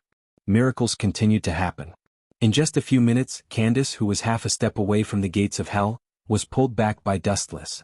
She sat there in a daze. Her breasts were exposed to the air, but they were covered by a random piece of cloth. Candace wanted to rob Dustless of his clothes, but he refused with the ridiculous reason that he was afraid of the cold. This body, Geise? Wu Chen's eyes were sparkling and shifty. Out of the corner of his eyes, Wu Chen could not take his eyes off Candace. Candace, who was wearing revealing clothes, was pulling his mind. When did I fall so low? Dustless couldn't help but sigh as he thought of himself. When a person was strong enough, his desires would also be stronger. Now that you've been resurrected, tell me about Yawatch's deeds in exchange. Dustless shook his head and threw away the dirty thoughts in his mind. In Soul Society, Yawatch was a forbidden existence. All information about him had been erased. No problem, but what I know is just bits and pieces. Candace was very embarrassed. Although Dustless had resurrected her, he could only provide her with some insignificant and harmless information. His Majesty? Oh no, that bastard. Candace was furious when she thought of Yawatch. Although it was Busby who killed her, she could see clearly what kind of people Yawatch and Jugram were. Yawatch is currently in a deep slumber. No one in the Starcrossed Knights knows where his true body is. Judging from his character, even Jugram, his trusted aide, might not know, Candace shrugged and said helplessly. Jugram was now equivalent to the second king of Wanless Empire. Even he didn't know where Yawach's true body was, let alone Candace, whose role was equivalent to cannon fodder. I've heard that Jugram has been following Yawach since 1,000 years ago. At that time, his position was very high, and he was the second most important person in Wanless Empire. And for some reason, when Yawach was in a deep sleep, he would exchange power with Jugram. Candace told him everything she knew. She hated Yawach to the core. That's strange. If I remember correctly, Jugram's ability is balance. Why would Yolanda need balance? Dustless asked curiously. He was very curious about this mysterious figure, Yawach. This time, it was Candace's turn to be surprised. She looked at Dustless in disbelief. Even the people of Wanless Empire might not know what Jugram's ability was, but a Grim Reaper like Dustless knew about it. How could Candace not be surprised? Forget it, it's none of my business. After casually tidying up her clothes, Candace turned around and was about to leave. Hey. I didn't give you permission to leave. Who allowed you to leave? Dustless frowned and said unhappily. Candace furrowed her brows and said frankly, I've told you everything I know about Yawach, which means I've fulfilled our agreement. So, I have to leave. Hearing this, Dustless chuckled and said teasingly, what if I say no? In this world where the strong prey on the weak, the words of those with bigger fists are imperial edicts. Just like Yawach, I'm ordering you to stop now. I have something I need you to do. Dustless said mercilessly. Because his fists were bigger and he was stronger, he could ignore Candace's feelings. Ordering me? I'm not your subordinate, so I won't keep you company. Candace's resolute tone left no room for negotiation. You don't seem to understand one thing. If I'm not wrong, you should be planning to leave Wanless Empire. But the only thing waiting for you is death. His words were far more effective than real swords and spears, and Candace stopped moving. What do you mean? She turned her head and glared at Dustless, clenching her fists. I killed Busby and you know his relationship with Jugram. They were close friends. Now that he's dead for no reason, Jugram won't let you off easily since you teamed up with Busby. Hearing this, Candace hesitated. She didn't doubt Dustless's words at all. As a member of Wanless Empire, she knew Jugram's personality the best. So what? Are you so kind as to let me hide in Soul Society? Candace felt frustrated after finding that there was no way out. That's impossible. Actually, you don't have to run away. You can continue to hide in Wanless Empire and provide me with information as well as your future plans. Dustless said seriously. However, as soon as he finished speaking, Candace fiercely attacked him. You Grim Reapers really aren't good people. You want me to go back to Wanless Empire? How are you going to explain Busby's death? You're sending me to the lion's den. She could go back to Wanless Empire, but she had to explain Busby's death and the details. That's simple. I've already thought about it for you. Just tell me the truth. Dustless said calmly. His tone was always calm as he added, just tell me the truth. Just say that I killed Busby and push all the blame to me. That way you can explain Busby's death. You can also stay safely in Wanless Empire without being suspected. Aren't you afraid of Wanless Empire's revenge? Jugram is now equivalent to a king. He can order all the Sterncross Knights to surround and attack you. Candace took a deep breath and said. She was somewhat impressed by Dustless's courage. Since I'm already here, I'll take it as it comes. What's there to be afraid of? Dustless said calmly.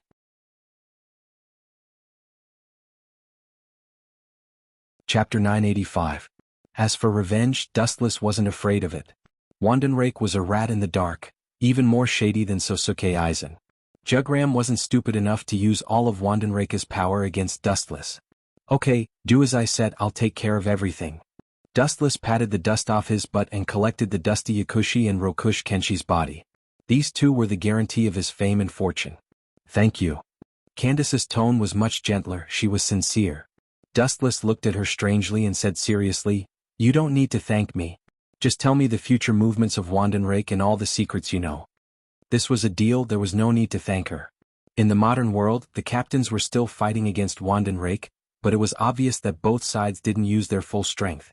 After all, they were former teammates. But there was one exception. You bastard!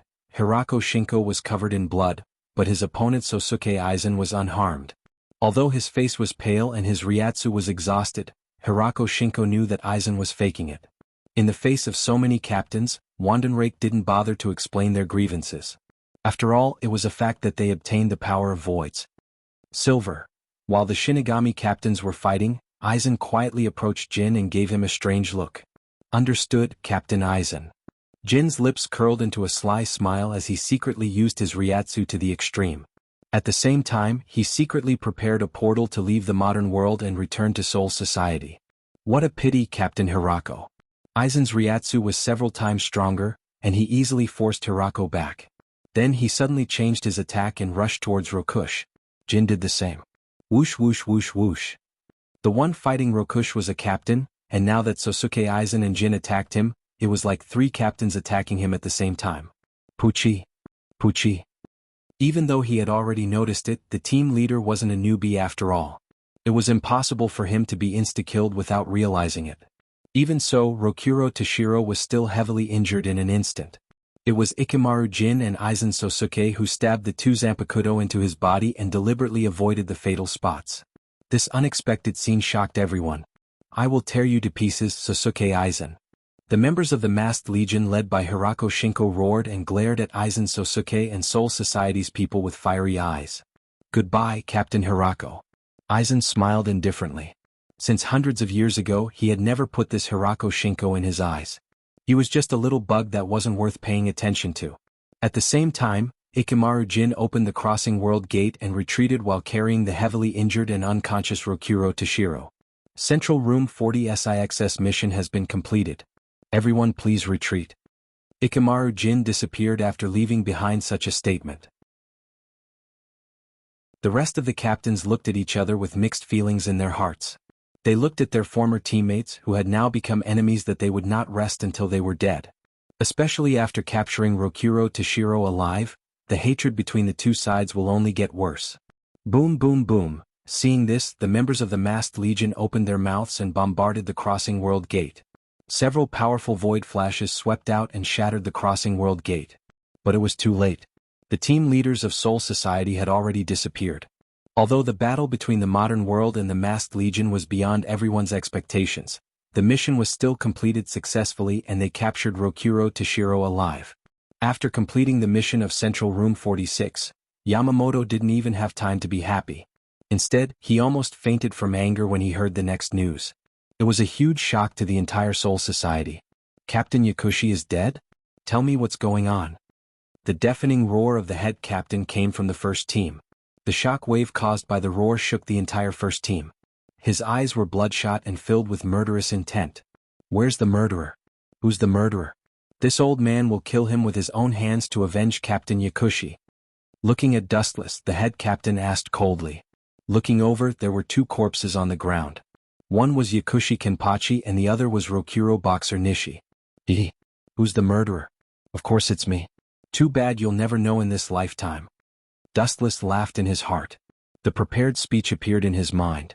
He explained, the battle that day was very intense.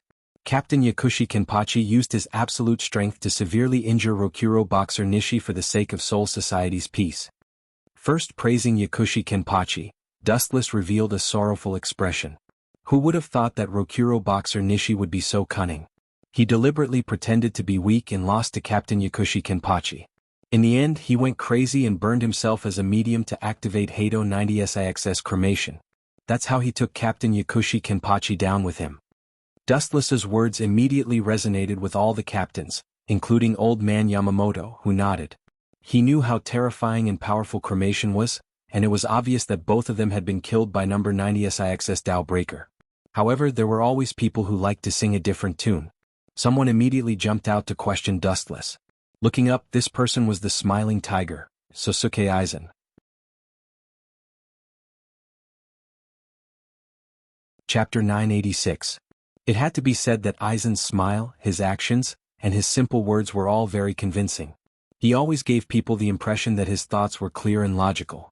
Vice Captain Dustless, you and Captain Yasukuni have some unexplainable grudges. Forgive me for being blunt, but it's a bit hasty to decide the death of two captains based on your words alone. Aizen's eyes reflected the light of wisdom as he spoke rationally. Hearing this, Dustless raised his eyebrows. He knew that Aizen would use this opportunity to make things difficult for him. It would be best if he could remove Dustless from his vice-captain position. Even if he couldn't, at least Aizen wouldn't be harmed. Dustless remained silent. He knew that Aizen had something else to say. "Captain Aizen, what do you mean?" Her gentle voice sounded. She was clearly angry as she spoke to Aizen in an unfriendly manner. "Captain Unohana." Aizen Sosuke raised his eyebrows. He was quite unhappy and depressed. He looked at the expressionless Dustless from the corner of his eyes. He had tried to win over Unohana Retsu, but in the end he didn't succeed. Who would have thought that this kid would change so quickly? "Captain Uno Flower, there's no need to be angry. I'm just stating the facts. Roshi Kanishi was once a captain, and so was Ghost Yen Cheng. If the deaths of the two captains are decided based on his words, how are we going to answer to Central 46? Aizen looked at Dustless with a smile, his face still as gentle as ever. "Based on what you're saying, it's as if Irina-kun killed Yasukuni." Unohua Lai did not appreciate his kindness and continued to argue. The cause of their deaths was Tao Breaker number 96. Jun had only studied the path of Ghost with me for half a year, so how could he have learned a Tao Breaker at the level of Tao Breaker number 96? That makes sense. All the captains nodded. They thought that Unohana's words were reasonable. A person who had only been a Shinigami for half a year couldn't have learned Hado 96. Dustless remained silent as if nothing had happened. He looked at Aizen. He knew that this kid had other tricks up his sleeve. "Is that so? That's only for normal people.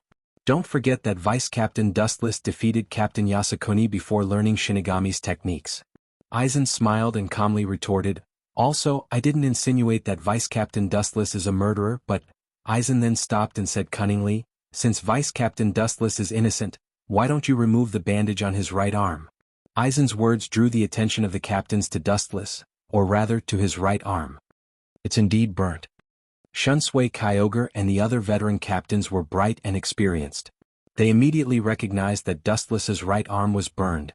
"Since you want to prove your innocence, remove the bandage and let everyone see." Aizen's tone was different from before. It was more serious. Aizen pretended to be distressed. "Vice-Captain Yasukuni is a strict person, but he's also our colleague. Now that he's gone, Dustless looked at Aizen strangely. He couldn't help but feel strange. "Captain Aizen, you're deliberately attacking me." Dustless wasn't easy to deal with. "I'm just stating facts. Since you're innocent, remove the bandage on your arm." Aizen didn't back down. "If you're innocent, I'm willing to elect you as the captain of the 11th Division." Aizen's tone was righteous. He was sure that he had seen Dustless's arm by chance. It was definitely caused by Hado 96. This old man?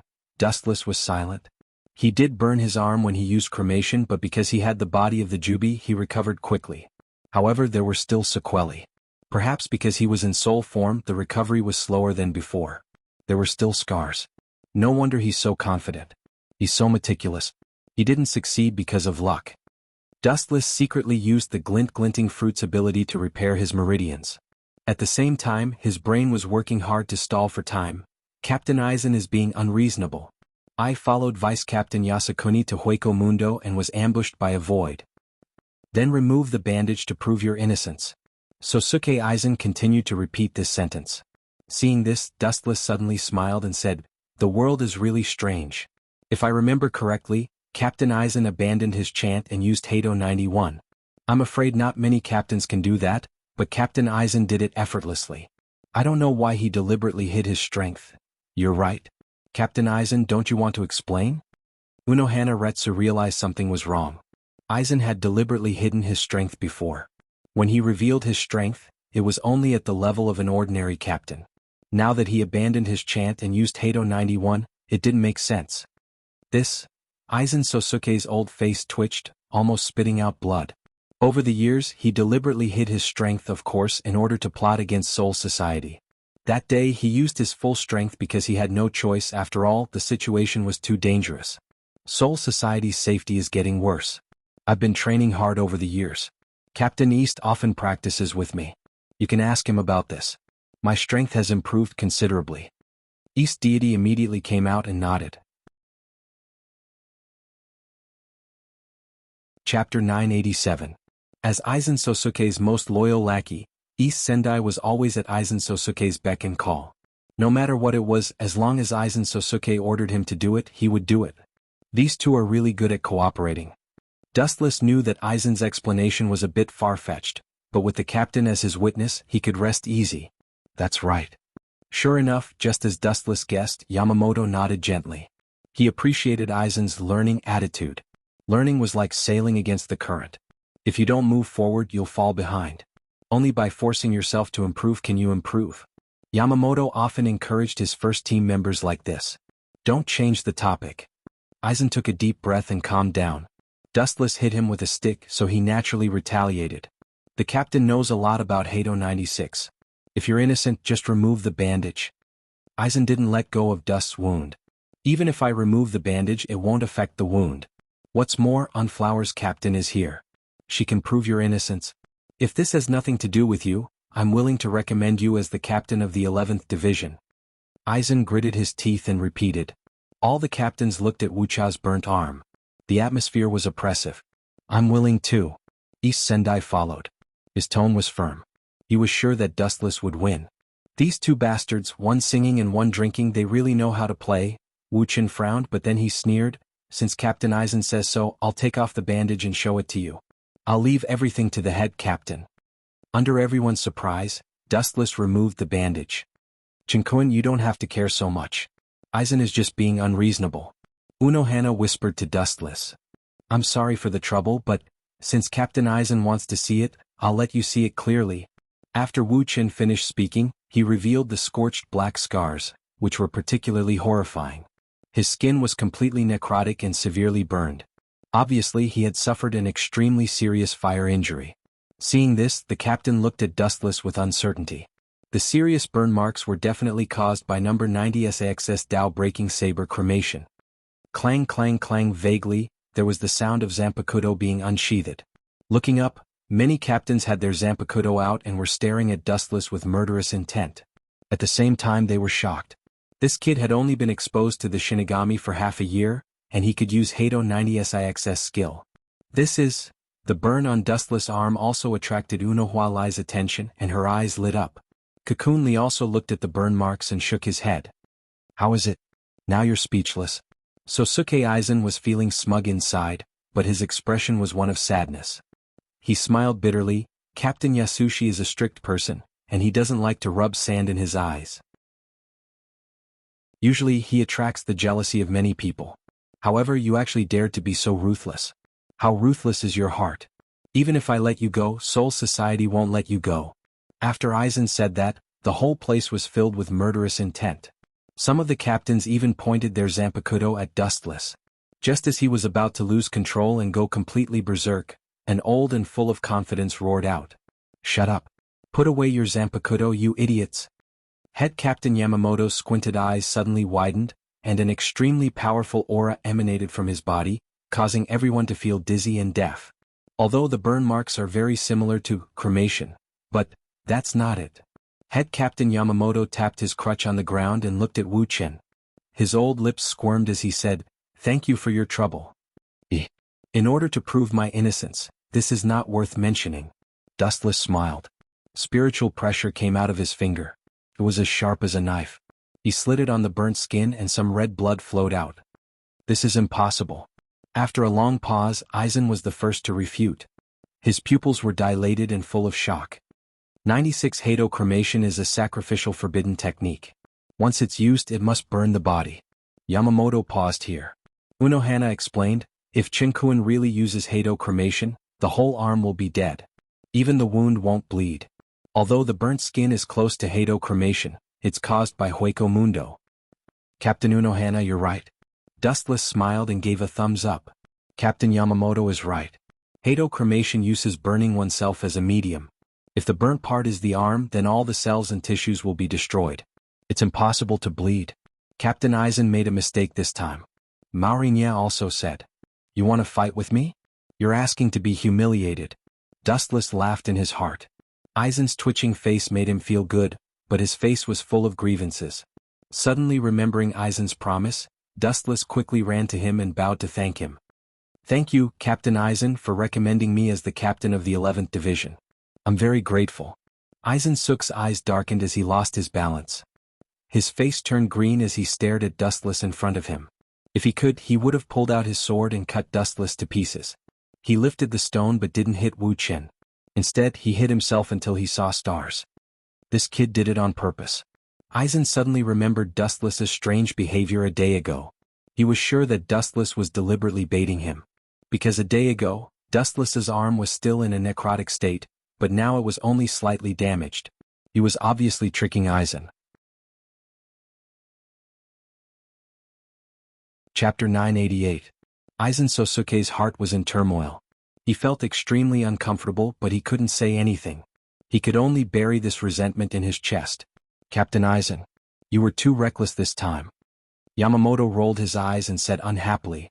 Dustless was a vice-captain, his strength was comparable to a captain-level Shinigami, maybe even stronger. Aizen was framing him without any evidence. Serves you right. Dustless glanced at Aizen, whose expression returned to normal. He sneered. He brought this upon himself. By the way, since Captain Aizen and Captain Toes both agree that Irina-kun should be the captain of the 11th Division. The one who spoke was Unohua Lai. After careful consideration, she said, with Lord Chen's strength, it is indeed unsuitable for him to stay in the 4th Division. Indeed? Shunsui looked at Dustless. He couldn't deny that Dustless was the strongest among all the vice-captains. I also agree that he should be the captain of the 11th Division. Someone must inherit the title of Kenba, and Soul Society can't do without the 11th Division. Dustless looked at this scene calmly. He looked at Sosuke Aizen with pity. This was his plan, but it turned out to be the opposite of what he wanted. Unohana Retsu, Shunsui, Aizen, and Toes, who lost the bet just now, could be promoted to the captain's position. There were now 4 vice-captains, including Unohana Retsu, Shunsui, and Aizen. Being promoted to the captain's position was a matter of course. You want to be the captain? In your dreams. Aizen's eyes were filled with ruthlessness. He was determined not to let Dustless take the captain's position. The two were fighting, and Aizen was the one who suffered. Dustless was only a vice-captain, yet he was so arrogant he didn't put him in his eyes. Once he became the captain of the 11th Division, he would become even more arrogant. Aizen raised his head and looked at Jin with a meaningful look.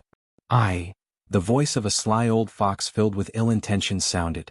Ikamaru Jin stepped out of the formation with a smile on his face. I don't agree with him becoming the captain. A single stone stirred up 1,000 ripples, attracting everyone's attention. Ikamaru Jin wasn't afraid at all. He was as calm as a mountain as he said with certainty.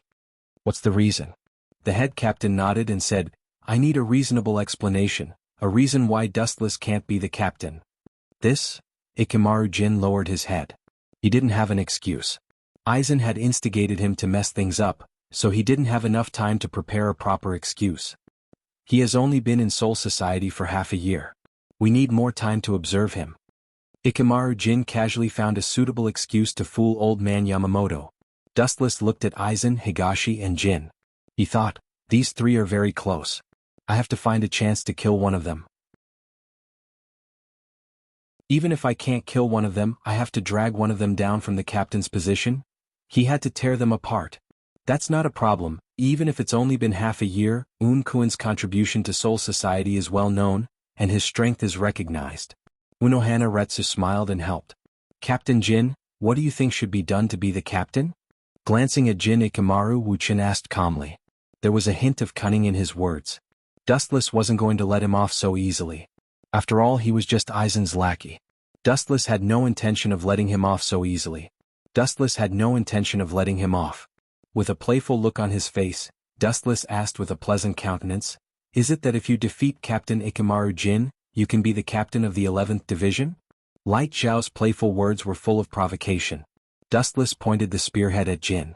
No matter how arrogant you are, you should know when to stop. If I don't teach you a lesson, you'll think you're invincible. Hearing this, Jin's heart sank and his fox-like smile froze. A cold light condensed in Jin's eyes, and his heart couldn't help but burst into flames. A mere vice-captain dared to challenge him in front of so many people. Even with Ikamaru Jin's temperament of not liking to compete, sparks flew. Idiot, he's going to cripple you. Aizen looked at Jin and Dustless. He instantly understood Dustless's intention. Even though he said to stop, a duel was always changing. A moment of carelessness could result in a broken arm or leg. This kind of thing happened. Why don't we let Central Room 46 decide? Aizen stood up. Jin was very important to him. He could be considered his right arm. He couldn't afford to lose him. If Dustless destroyed him, it would be bad. King of Hueco Mundo Baligan had already died mysteriously. Aizen couldn't afford to lose Jin. The plan might have to be delayed for another few hundred years. The captain's choice has nothing to do with Central Room 46, it's completely up to the head captain. Unohana Retsu stood up and interrupted. In that case, Vice Captain Dustless will temporarily replace Oni Yenching and become the 11th Kenpachi. The head captain looked around and saw that all the captains were silent. This was equivalent to a tacit agreement, so he finally made a decision. In fact, head captain Yamamoto also hoped that Dustless would replace the original Ghost Yenching. That guy was rude and had no etiquette like a living beast. He didn't have the demeanor and bearing of a captain, and usually, Ghost Yenching was even at odds with Yamamoto.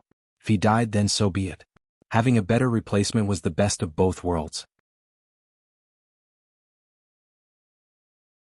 Chapter 989. Aizen Sosuke was unwilling, but he had no choice but to accept it. Dustless becoming the 11th Kenpachi was inevitable. Even if he used Kyoka Suigetsu to hypnotize Central Room 46, it would be useless. Yamamoto was the only one who had the authority to promote the captain. Other people's words were useless, they were just scratching Yamamoto's itch. It would be difficult to shake Yamamoto's will. Moreover, as Shunshui had said before, since Ghost Yencheng's 8th saber was dead, a new captain had to be chosen. The position of Soul Society's 8th saber had to be replaced by someone else. Man proposes, God disposes. Who would have thought that this brat would take advantage of me in the end? Aizen clenched his fists, his heart filled with grief and anger. Aizen didn't offend Dustless and even tried to rope him in. Who would have thought that Dustless would take the initiative to attack him?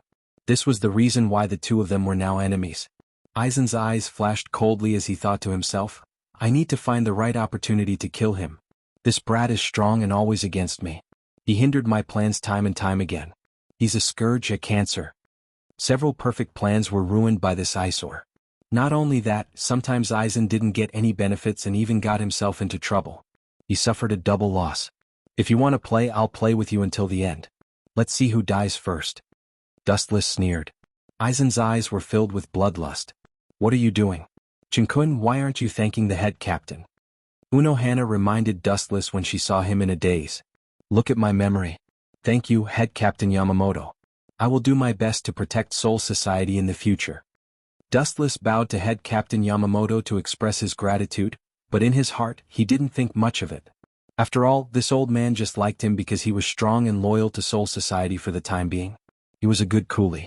However, what I want to protect is my own Soul Society, not some Spirit King Soul Society, and I have no interest in being loyal to him. Wu Chen added in his heart. People were selfish. Dustless wouldn't meddle in other people's business. Even if Yawach killed Soul King in the future, Dustless would treat him coldly if he didn't get any benefits. Dustless didn't care about the collapse of Vientiane and the life and death of the people. He wasn't holy enough to rule the world. 10 days passed by in the blink of an eye. 10th Kenpachi, Ghost Yenching. The news of his death swept through the entire Soul Society like a hurricane. This sudden explosive news made the entire Soul Society tremble. Kenpachi's death was no small matter. Kenpachi meant the strongest swordsman in Soul Society. Many people were secretly eyeing this title. Now that it fell into Dustless's hands, it was like a stone that caused 1,000 ripples and attracted a lot of attention. And the person who started it all, Dustless, stayed in the 11th division as if nothing had happened. Everyone else has a Zanpakuto. Why didn't I react at all? Under the cherry blossom tree, the red cherry blossoms were floating and painting the whole world. Dustless, on the other hand, was frowning and looking very dispirited. He wasn't interested in this beautiful scenery at all, and his face was full of melancholy. At this moment, Dustless was also different from before. He was wearing the captain's Haori, and there was a conspicuous 11th engraved on the back. Although he was now the captain, Dustless couldn't feel happy. A captain of death without a Zanpakuto, Dustless felt his face burning just thinking about it. In the history of Soul Society, he was probably the only one. Even Zaraki Kenpachi, that weirdo, had a Zanpakuto. Vice Captain Dustless, no, Captain Dustless. A beautiful figure suddenly flashed. A girl with silver hair was clearly visible. Her skin was white and her watery eyes blinked. The first impression she gave was light and beautiful. Zhu Yongyin. Sorry for borrowing you from the 4th division. I'm really sorry. Captain Uno Flower must be very distressed and depressed. Dustless scratched his head and said awkwardly, Captain, you must be joking. When I find a suitable vice captain, I will return to the 4th division. And if it weren't for you, I would still be in the 3rd division. Yongyin shook her head. She was now the vice captain of the 11th division. Dustless could only smile bitterly. The original vice captain of the 11th division was sent home to farm. That guy was stubborn and didn't like Dustless, so he could only ask him to leave. Those who follow me prosper, those who oppose me crawl. Why are you looking for me? Is there another blind bastard who wants to challenge me? Touching the 1st-generation ghost blade on his knees, Wu Chen's words were filled with murderous intent. Not long after he became the captain of the 11th division, someone came to slap his face. There was no limit to the number of challengers. It seems that I'm too merciful. Those who challenged me before, I let them live. So there are more and more people who dare to challenge me. If I don't kill a few people, they will really think that a monkey can touch a tiger's butt. Dustless said with a murderous tone. After he finished speaking, he walked toward the 11th division. Yongyin's face was strange. She felt that Dustless's metaphor was not appropriate. Looking at the gradually disappearing figure, he sighed silently and chased after him.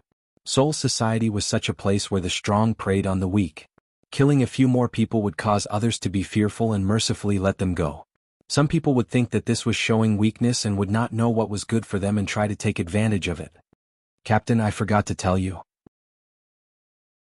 The man who challenged you this time is different. I heard that his name is Zaraki. Chapter 990. Zaraki. These 2 words seemed to be full of magical power, eroding Dustless's mind and silkering his reason.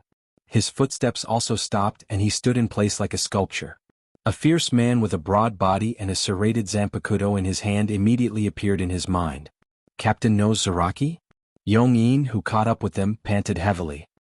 He looked at Wu Chen, who was a little interested, and said, "That man is unreliable. Especially his spiritual pressure, it's boundless. It's no different from the infinite sea." Yeshin Hush's tone had a trace of fear.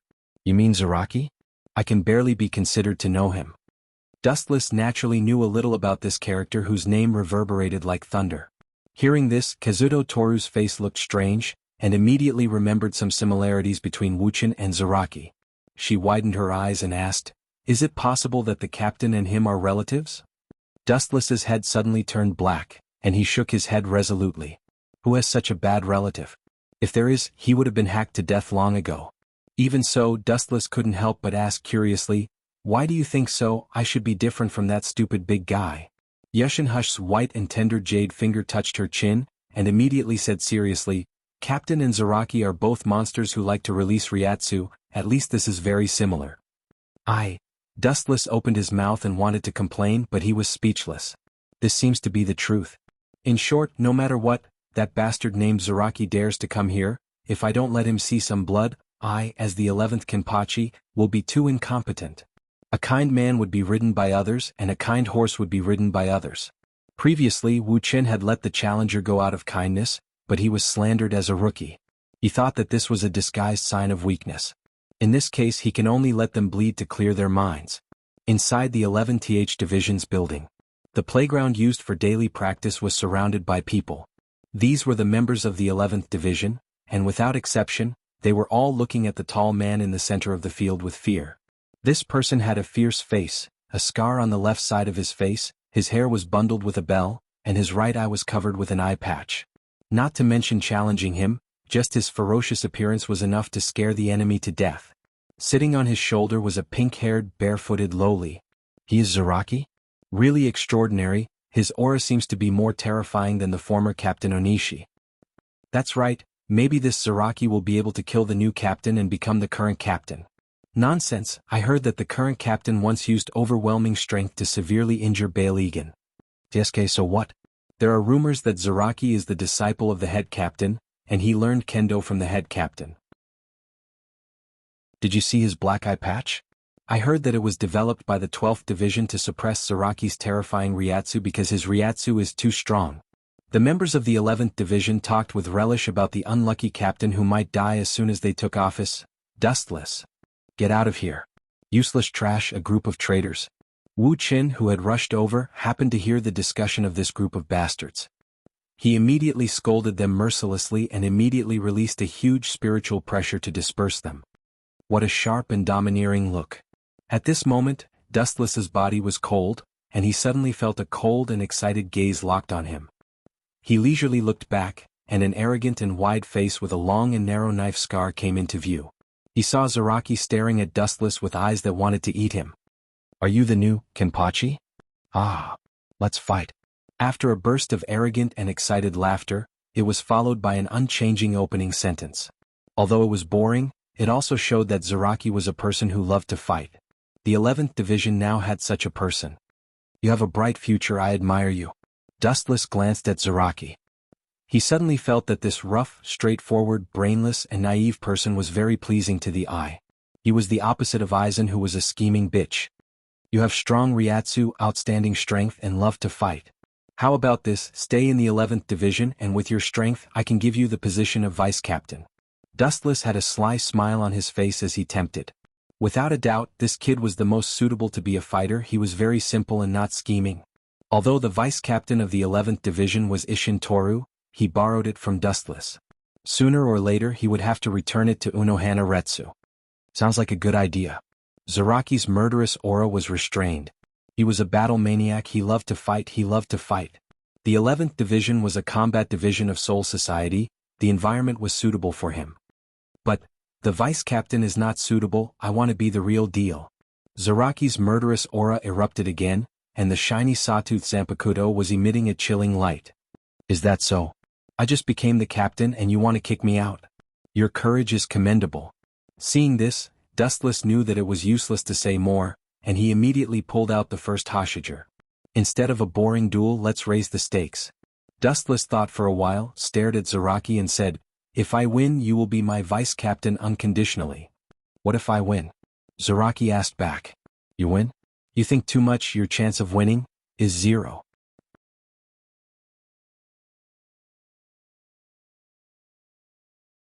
Chapter 991. Being ridiculed by Dustless like this, Zaraki's killing intent was even more intense. "You have to be careful, the consequences of his anger will be serious." The pink-haired little loli jumped off Zaraki's shoulder and reminded Dustless in a friendly manner, and immediately left the field. Perhaps because she felt that it was too dangerous, she ran for hundreds of meters before stopping. "If you don't come, I'll come first." As his voice fell, the ground trembled. Looking up, Zaraki raised his Zanpakuto full of sawtooth and rushed over like a monster. His whole body released a high-density golden Ryatsu. The air was extremely hot, and the Ryatsu in the air burned strangely, turning into a sea of fire. The scene was particularly spectacular. "You don't even know Shuinpa." Seeing this, Dustless chuckled, then shook his head. "This guy's powerful Ryatsu is really a waste, because Zaraki only knows how to cut people. He doesn't know other Shinigami's fighting skills.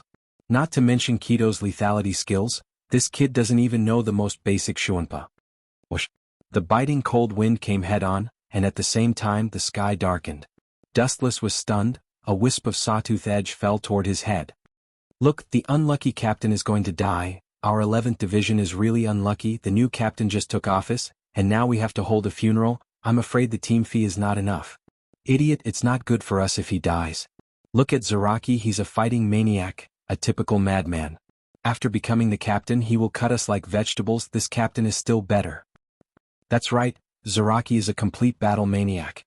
The members of the 11th Division who were hiding around whispered, comparing Dustless and Zaraki. They preferred the former. Just when everyone thought that Dustless's body was going to be separated, the sawtooth Zanpakuto was stopped by someone. "What? It looks scary. It turns out to be so fragile." A contemptuous and disdainful voice sounded out of thin air. Looking at the source, everyone was instantly petrified. How is this possible? You can actually catch my attack with one hand." "Unbelievable," with a trembling voice, came out from Zaraki's throat. At this moment, his face was lost, and his rough old face was full of astonishment. Following his line of sight, he saw Dustless's left hand grabbing the Zanpakuto with ease. "You are too weak. It's impossible for you to hurt me with your current strength. Also, I won't be as merciful as the head captain. In order to deter some people with ulterior motives, I can only release your blood to wake them up, Zaraki." His cold eyes flashed with a touch of hostility. Then the first-generation ghost blade in his right arm vibrated. A ripple appeared in the void, and everything that came into contact with this cold light instantly shattered. Zaraki was no exception. "Pucci." On his chest, there was a long and narrow wound that was visible to the naked eye. Due to the depth of the wound, one could clearly see the glaring white bone. The piercing pain engulfed his entire body like a tide, spreading to his nerve endings. The pain was unbearable. Zaraki's expression was sluggish. He didn't expect himself to be so fragile. Just a face-to-face, he was instantly injured. Then this boundless disbelief turned into excitement and laughter. Haha, this feeling, it's really nostalgic. His eyes widened and countless dense blood vessels appeared in his white eye sockets. Zaraki's hostility skyrocketed, and his momentum also skyrocketed. Even his Ryatsu increased several times, and his eyes became more ferocious. Come, let's have a good fight. Make sure it's a good fight. Who is interested in playing this little game with you? Without waiting for Zaraki's voice to fall, Dustless mercilessly interrupted him. His face was indifferent, and the dazzling light gathered at the soles of his feet. He said, "This is not a fair fight, it's just a boring one-sided annihilation, that's all." Then Dustless jumped up, and the light also blasted toward Zaraki's face. Lightspeed kick. Zaraki was shocked when he saw this, but after many years of fighting and with the training of the captain, he had already developed an extraordinary fighting heart. Whether it was consciousness, experience, or reaction speed, he was one of the top existences. He immediately picked up his Zanpakuto to block his face. Boom.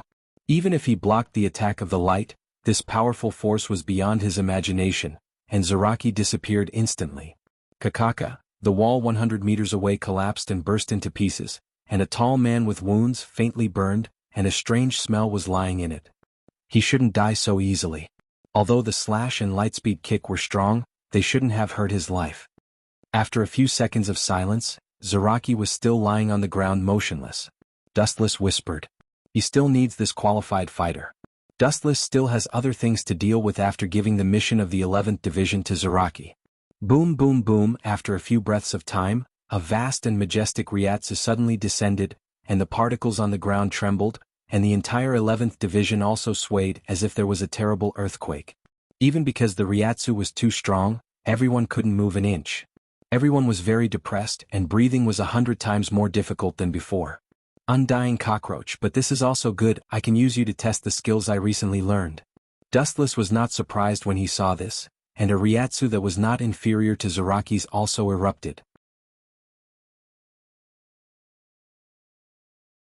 Chapter 992.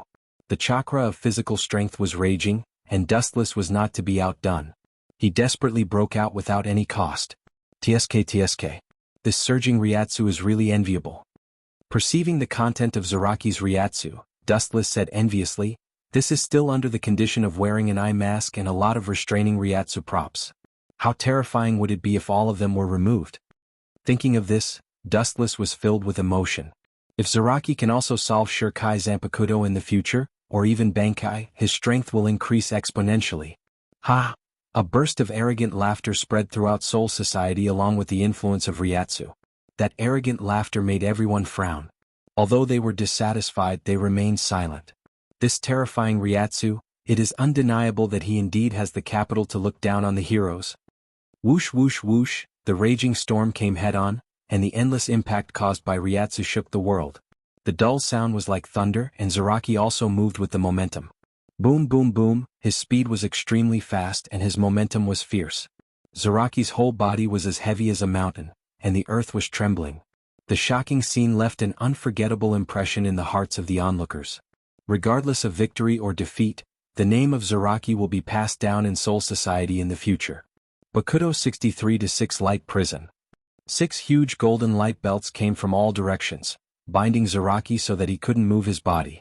His beast-like eyes suddenly dimmed a lot. It shouldn't be so easy to deal with him. Thinking of Zaraki's invincible Ryatsu, Dustless didn't hesitate to use other moves. Hado 63-6 Thunder Roar Cannon.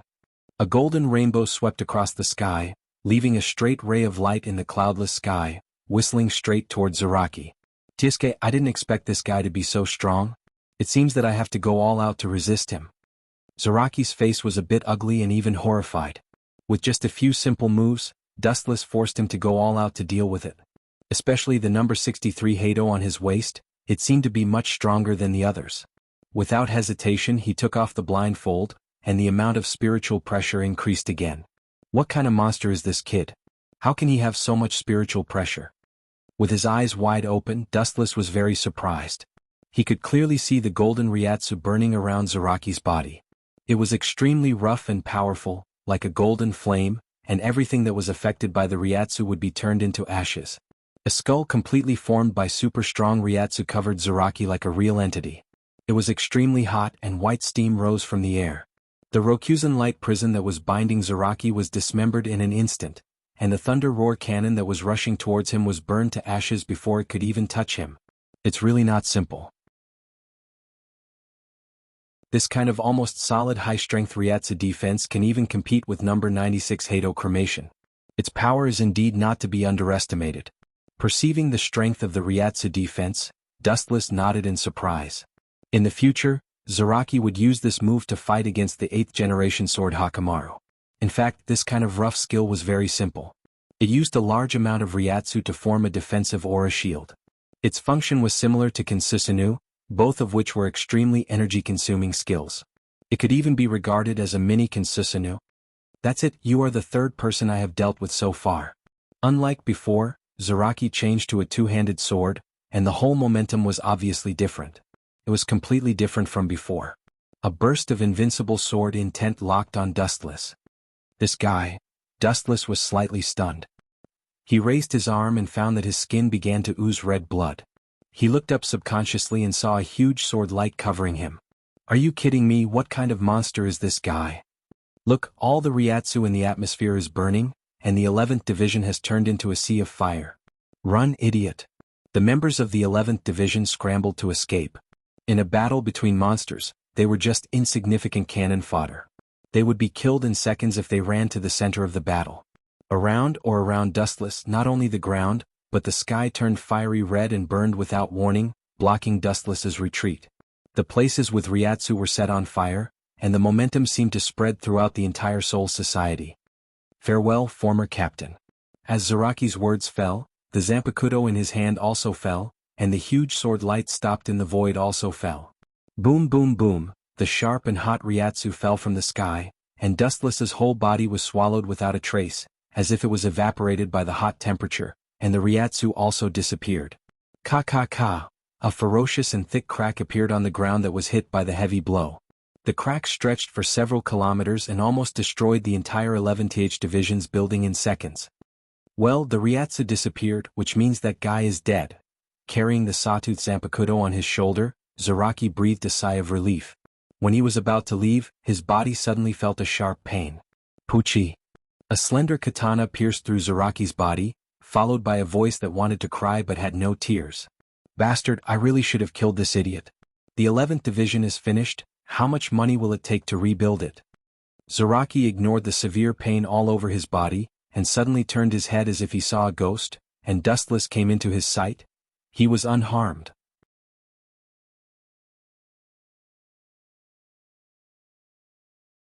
Chapter 993. Zaraki's pupils dilated, and his face showed a look of horror. For the first time in his life he showed an expression of seeing a ghost. Impossible. Zaraki roared loudly, and even because he was too surprised, his tone was full of sharpness, and he said to himself in disbelief, "Is this an illusion?" Puchi.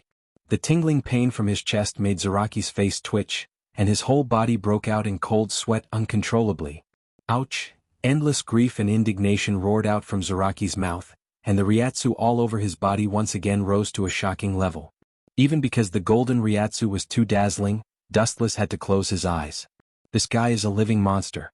Although I deliberately deviated from the heart, this kid should have been seriously injured after being cut, and he shouldn't be as lively as he is now. Although he closed his eyes, his observation haki was still unfolded, and Zaraki's every move couldn't escape Dustless's eyes. How do you feel? If you mess around you will die. Looking at the bleeding Zaraki, Dustless pulled out the first-generation ghost blade, and looked at Zaraki with a pair of dull eyes and said, "It's useless to struggle." When this boring battle began, the actual outcome was already decided. Be my vice-captain. Dustless gloomily looked at the flat ground that was torn apart and swallowed by the long and narrow crack. His old face turned green and he immediately said angrily, "Stop, I don't want to kill you. It's not worth it to kill you, at least I can sell you to that pervert Mayuri for research, and maybe I can get some help to rebuild the 11th Division." Zaraki didn't seem to appreciate it, and the boundless Ryatsu in his body, not only did it not stop, but it was stimulated by the intact dustless and desperately leaked out. Ha! A wild and bloodthirsty laughter jumped out of Zaraki's mouth, and his killing intent was endless. He once again raised his Zanpakuto, and his overbearing eyes were far more ferocious than a wild beast. The desperate beast will not obey, it will only become more and more fierce and bloodthirsty. Let's fight it out. Zaraki roared loudly. His vigorous and resolute tone spread throughout the entire Soul Society. He was covered in blood, and his body was even pierced by Dustless. The bloody hole caused by Dustless's fist was clearly visible, but even so, he still rushed over with full energy. Boom boom boom. The earth trembled and Zaraki didn't take a step forward, but the ground trembled with him. I should have told you before that this isn't a fair battle. In the end, this boring battle is just a one-sided annihilation. This is the last time I'll repeat it. Staring coldly at Zaraki, Dustless didn't hold back. This kid just needed to let him live, there was no need to be merciful. What's the captain doing? I don't know, but this Ryatsu is really terrifying. I thought that Zaraki was a monster, but it turns out that the captain is also a monster. He is not worse than Zaraki. Nonsense, he's the captain of our 11th division, the 11th Sword 8 of Soul Society. It's only natural that he's strong. Tisuke, you shameless fence-sitters, you just said that the captain is no match for him, and now you're changing your mind, despicable. In the distance, some of the stronger members of the 11th division were discussing and despising each other, but they were all confused by Dustless's strange posture. Raising his right arm high, his thumb pointed to the depths of the sky, his whole body was particularly cold, and his indifferent eyes looked directly at Zaraki. 8090, a few simple words, but it contained magic. Above the 9th heaven, the white sky fell an evil blade. Dustless quietly looked at Zaraki, only to see that this kid was still foolishly rushing over, completely ignoring the strange black light in the sky. Untactful man. Shaking his head, Dustless finally said two indifferent words. Black coffin. As Dustless's voice fell, the falling black light became faster and sharper, and in the blink of an eye, it swallowed Zaraki whole. Pucci? Unlike before, the black coffin obviously wasn't at full strength this time. There was no black coffin, only a few intersecting black light cut Zaraki. Puff. The cold light flashed, Zaraki's flesh was cut open, and finally he fell to the ground unwillingly. Although it didn't cut him into pieces, the kid's body was almost covered in blood, bruises all over, it was a horrible sight. So strong. Zaraki finally closed his eyes unwillingly, his breath was weak, if he ignored it, he would die without a doubt. You're too cruel, Chinkuen. A beautiful figure descended from the sky. Her calm, elegant and gentle face fell into Dustless's eyes. He looked up and saw the captain's snow-white hair fluttering in the wind. Her expression was calm and tranquil. Her temperament of standing aloof from worldly affairs made people feel particularly serene. Captain Unohana, you're too serious, I've heard that this kid is tough, he's still breathing. Dustless chuckled, looking calm. His control of power was excellent, except for his heart and some important organs, the rest of his body was damaged. Moreover, looking at Unohana Retsu's face, Dustless's lips curled up, revealing an unfathomable arc, and said seriously, if I didn't beat him half to death, Captain Unohana's superb medical skills wouldn't be revealed. Doesn't that mean that I should thank you? Hearing this, Unohana Retsu rolled her eyes and shook her head. After becoming the captain, Chinkuen has become more talkative than before. Unohana Retsu's beautiful face bloomed with a gentle smile, like a ray of sunlight, warming one's heart. But Dustless's face was filled with disgust. He knew that Unohana Retsu had the attribute of being two-faced. Chapter 994. Sure enough, Unohana Lai's beautiful eyes narrowed into crescent moons. She stared at Wuchen with a smile on her face. Her lips curved into a light smile that was full of charm. She was bewitching but not flirtatious. Every frown and smile tugged at one's heart. But in Dustless's eyes, it was quite horrifying, giving him a gloomy feeling instead. Cough cough. Dustless awkwardly coughed and said seriously, Yon will return to the 4th Division tomorrow. I have to thank her for these past few days. I also have to thank Captain Unohana for accommodating me. As a new captain, there were naturally many things that needed to be dealt with. Dustless, who did not understand the role of a captain, had no choice but to ask Yon Toru to help him. As a result, he barely managed to survive until now. The captain was extremely busy. Not everyone could be as relaxed as Zaraki Kenpachi in the future, who could even sleep when he had nothing to do. Is it just a verbal thank you? Unohana Retsu said meaningfully. Her smile was even more cunning than Jin Ikamaru. Captain Unohana is referring to. Dustless's body trembled. To be honest, Unohana Retsu's smile was very uncomfortable. He felt extremely uncomfortable and had goosebumps all over his body. In Dustless's eyes, Unohana Retsu, who was right in front of him, was even more terrifying than Vasto Lord. Captain Unohana, if there's anything I can help with, just tell me. Dustless suppressed the strange feeling in his heart and said bluntly. He patted his chest and promised solemnly. In the half a year that he had been in Soul Society, Unohana Retsu had taken care of Dustless quite a bit. If she needed help, Dustless would definitely not reject her. Since you said so, I won't go easy on you when you need help. Unohana Retsu lightly smiled and nodded. Then, a blue halo suddenly appeared from her jade hands and began to heal Zaraki's wounds. Purposely avoiding the vital parts of his body was a piece of cake for her. What an unlucky year. The past few days have been really unlucky. Casually sitting on a rock, Dustless sighed as he looked around at the destroyed 11th Division. Even if he wanted to ask Yamamoto for money, he probably wouldn't be able to, so he could only brace himself and ask Unohana Retsu, I've been tight on money for the past few days, so if it's convenient for Captain Unohana, I wonder if you could lend me? At this point, Dustless fell silent, his old face turning green. Are you trying to borrow money, Chinjun? Unohana Lai saw through Dustless's intentions. Her eyes glowed with surprise. After being seen through by Unohana, Dustless felt extremely conflicted. It was truly difficult to borrow money from a woman, but in the end he could not deny it and nodded his head. Dustless's money was indeed tight, he could even be said to be penniless. At the same time he didn't forget to fiercely glare at Zaraki. Once this kid refused to be his hatchet man, Dustless would send Zaraki to Mayuri of the 12th Division. He believed that Mayuri would be very interested in this undying monster. He could exchange it for a large sum of money to repair the 11th Division. That's not a problem. Money is useless to me, and it's also useless to have a lot of money on hand. The 11th Division was destroyed by the two of you, and it does need to be rebuilt. This was caused by a private fight. It's already a blessing that the head captain did not scold you, and it's even more impossible for him to give you the money to repair it. You'll have to think of a way yourself. Unohana Lai spoke in an orderly manner. Things that were caused by oneself must be dealt with by oneself. This was the rule of Soul Society. Of course I know this. After all, I'm not as rich as Shiomu's family. I don't even have a single cent. Captain Unohana definitely wouldn't want me to sleep on the streets. Dustless ridiculed helplessly. He did not forget to curse Zaraki in his heart. It was all because of this kid's recklessness that the 11th Division was completely destroyed. Dustless even had the thought of robbing Shiomu's family. A hero without money would be trapped to death. That's right. Suddenly remembering something, Dustless slapped his forehead. His eyes looked at the captain's haori that he was wearing, and his headache disappeared. He suddenly felt enlightened.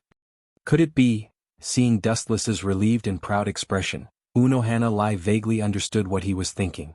She did not know whether to laugh or cry as she said, You're not planning to sell the captain's haori, are you? Why not? Dustless glanced at the shocked Unohana Lai and asked. He then went straight to the point and said, Since the captain's haori is useless to me, why not sell it for some money? Unohana Lai's eyes darkened. She did not expect the usually intelligent Dustless to have such a strange side. She shook her head and denied, This represents the captain's identity. Even if you want to sell something like the captain's haori, who would dare to buy it? Buying the captain's haori? No one in Soul Society would be that bold. I can lend you the money, but I have a condition. Chinjun, hearing this, Dustless was stunned. He then said seriously, Captain Unohana Lai, just say what you want. You've helped me countless times in Soul Society. You're treating me like an outsider now. Allah Allah Allah. Chinjun is so straightforward. Seeing Dustless being so straightforward, Unohana Lai nodded her head in satisfaction. She put down the work she was doing and moved closer to Dustless. Her watery eyes circled around him. Because they were so close, they could even hear each other's breathing. Captain Unohana, you. Dustless twisted his body uncomfortably. He could even smell the faint fragrance of Unohana Lai's body. He could not help but choke. Just as he was about to ask, Unohana Lai suddenly moved closer to Dustless's ear. Her voice was as soft as a mosquito's, but the content of her words shocked Dustless. Did I hear wrong? Are you sure you want me to do that, Captain Unohana? After a while, Dustless looked at Unohana Lai suspiciously. Chapter 995. Dustless's eyes widened and he couldn't even breathe properly. Captain Unohana. No, women can't be underestimated. What Unohana Retsu just said was to ask Dustless to keep an eye on Sosuke Aizen. I don't know why, but I feel like there's something wrong with Captain Aizen. Sometimes he's too calm in the face of certain things. It's like he knows everything. It's really hard to sleep and eat well. Her voice was filled with worry and caution. Unohua Lai lowered her voice to a volume that only Wu Chen and herself could hear. Hearing this, Wu Chen smiled mysteriously and asked curiously, "Where is it exactly? If Captain Unohana wants me to keep an eye on Aizen, you should at least point me in a direction." This. Unohua hesitated for a moment before smiling bitterly. "Chinjun, I'm not afraid of you laughing at me, but this feeling is completely baseless. Sometimes even I think it's an illusion. In reality it's just my intuition. To put it more simply, it's just my own guess." Dustless rolled his eyes. People say that a woman's intuition is very accurate, and it seems like it's true. There's no need for Captain Unrestrained Flower to tell me I understand, Dustless readily agreed. This matter was nothing to him. Moreover, even if Dustless didn't pay attention to Aizen, Sosuke Aizen wouldn't let him go so easily. Maybe he was hiding in some unknown corner, observing Dustless's every move. In fact, it was just as Dustless guessed. Aizen was indeed paying attention to him right now. In the central 46 room, blood flowed like a river, and there was a despairing silence. Because of the time, the blood on the ground had even solidified. In the basement of Central Room 46, there was a large, well-equipped laboratory. There were a few people working, and the mysterious person was staring at the LCD screen. If we want to deal with Captain Unohana, based on the current situation, we have to count her in as well. Ikamaru Jin frowned deeply as he said seriously. What ability does that brat have? In less than half a year, he managed to trick the captain of Uno Flower into joining his faction. Was our previous plan too stupid, or was the captain of the 11th Division too cunning? Dong Xianyao's face was ashen, and his voice was extremely hoarse. Sosuke Aizen was expressionless as he quietly observed Dustless talking to Unohana through the LCD screen. A fierce light flashed in his eyes. Let him be captain for a few more days, we'll deal with him when we're ready. Aizen's success was mainly due to his ability to grasp the right timing and analyze the strength of both sides. Now was not the time to have a falling out with Dustless and Soul Society. At the very least, he had to wait until he created the Hogyoku. Revenge was a dish best served cold, so there was no need to worry about temporary gains and losses. Hurry up and bring Hogyoku here. The Hogyoku must be made quickly. Time waits for no one. The recent developments are completely different from my previous plan. Aizen's eyes flashed with hesitation as he made up his mind. Recently, he had been feeling uneasy, but he couldn't explain it clearly. Everything is for this plan.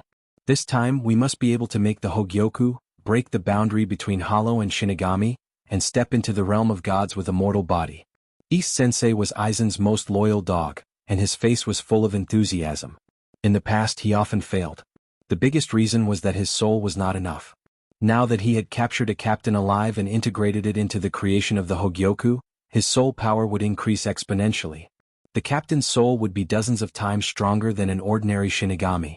Time flew by and 2 months passed in the blink of an eye. In the first team's building, the captains gathered, including Dustless. This was the first time he attended a captain's meeting. During this time, Zaraki was persuaded by Dustless to join the 11th team and become a vice-captain. Whenever there was a grand void or a riot in Soul Society, he would always be the first to come out. The head captain was quite happy about this. After all, Zaraki was his disciple to some extent. Head captain. Everyone was silent. Dustless immediately stood up and pointed at Hueco Mundo. Last time Silent Soul Society was attacked by Balegang, we should immediately retaliate against Hueco Mundo. Aizen's old face twitched slightly and he tried to stop him. Balegang has fallen in Soul Society. Without the existence of the king of Hueco Mundo, the entire Hueco Mundo will fall into chaos. All the grand voids will be fighting for the throne. We should just watch from the sidelines. There is no need to go to Hueco Mundo. How could he let Dustless have his way? Listening to his decisive tone, it was obvious that he wanted to kill all the Vasto Lord in Hueco Mundo. In the future, Aizen was counting on the grand voids to destroy the Shinigami. How could he let Dustless destroy them now? Yamamoto shook his head. He also thought it was impossible. This time he chose to stand on Aizen's side. Captain Aizen is right. Hueco Mundo has already fallen into chaos. There is no need for the Shinigami to interfere. Aizen followed the head captain's tone and said, and the number of voids and Shinigami must be balanced. If the ratio is too high, it will lead to the destruction of the entire world. Bullshit destruction. Dustless scolded in his heart. In the future all the Grand Voids died in the Battle of Kazucho, but the world didn't collapse. To put it bluntly, Aizen's words were to protect the Vasto Lord in Hueco Mundo.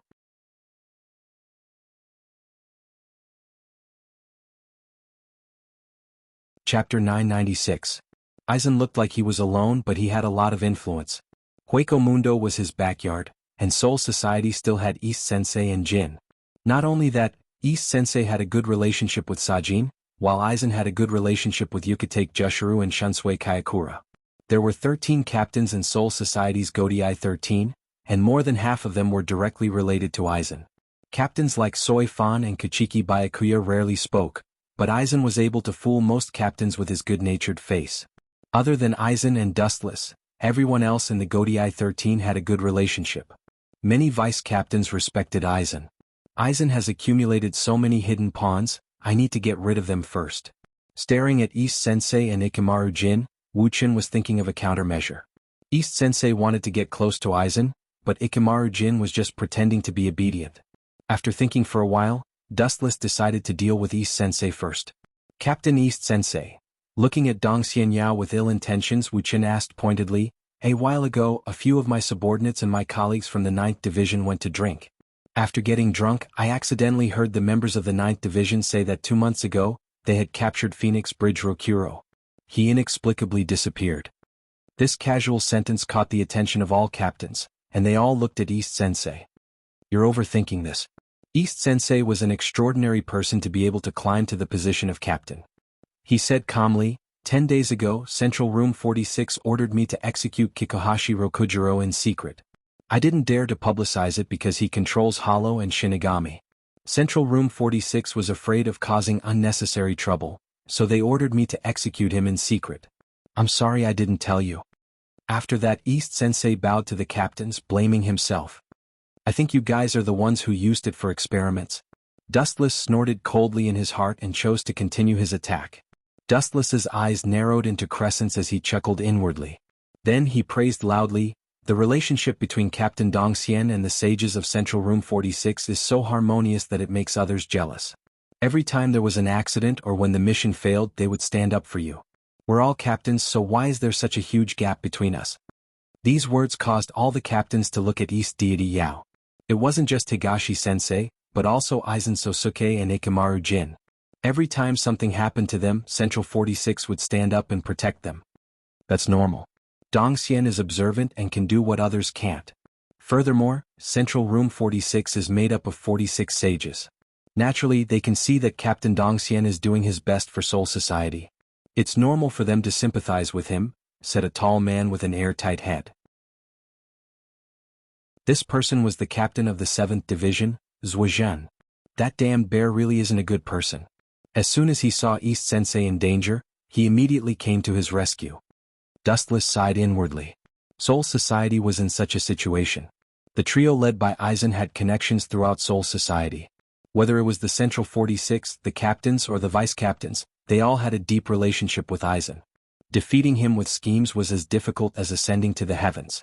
Once Aizen, Ikamaru Jin or East Sensei were attacked, someone would stand up and help them. Captain Dustless. Just as Dustless was planning how to trap Aizen, he spoke first, displeased, you just took office and you're already suspecting the other captains. This doesn't seem right. That's right. We're all captains so we can trust each other. Yukitake Jushiro had a good personal relationship with Aizen, so he stood up to help. Shunsui lowered his hat. Although he didn't speak, everyone knew about his relationship with Yukitake. Only a pedantic person would question the orders of the Central 46. The 11th Division is indeed a bunch of beasts. Keiki Byakuya opened his eyes and said coldly. Without exception, everyone's spearhead was directed at Dustless. It could be said to have aroused public anger all at once. That's enough. Captain Dustless is right. The Central 46 dared to hide this from me. After a while, I'll go and punish them. Yamamoto's face was filled with dissatisfaction. He waved his hand. I'm not feeling well today. The meeting ends here. Please go back. Inside the 4th Division's building. Chinkuen, you know that Aizen has a lot of connections. Why did you deliberately confront him? Unohana Retsu wrinkled her nose, dissatisfied with Dustless's risky actions today. Because of Aizen, you've angered all the captains. It's not worth it. Not worth it? Not necessarily. Dustless drank the tea in his mouth and smiled mysteriously. Unohana forgot about someone. He helped me today. Unohana Retsu didn't remember who helped Dustless. Almost everyone was criticizing Dustless. Even Keiki Byakuya, who rarely spoke, jumped out. You mean, the head captain? Unohana Retsu was shocked. The head captain was the only one who spoke for Dustless today. Yes, it's him. Dustless didn't deny it and sneered. The head captain is in charge of the Godai 13. Today more than half of the captains spoke for Aizen. Even his 2 students, Shunsui and Jushiri Yukitake, are on the same side as Aizen. What will the head captain think? Aizen should have been the head captain, but now it was Sosuke Aizen. One could imagine how the head captain felt. He would definitely hold a grudge against Aizen in the future. If Aizen can win over the captains, we can do the same. He'll definitely stand on our side in the future. He might even try to suppress Aizen. Dustless smiled. You're tuning in to the Han Lee's Wuxia Chronicles YouTube channel. We're so grateful for your support, and don't forget to subscribe to join us on this incredible journey through captivating stories. Your generosity through donations truly makes a world of difference, as it's the primary source of revenue that allows me to expand and enhance this channel for you. Thank you from the bottom of my heart for being a part of this adventure.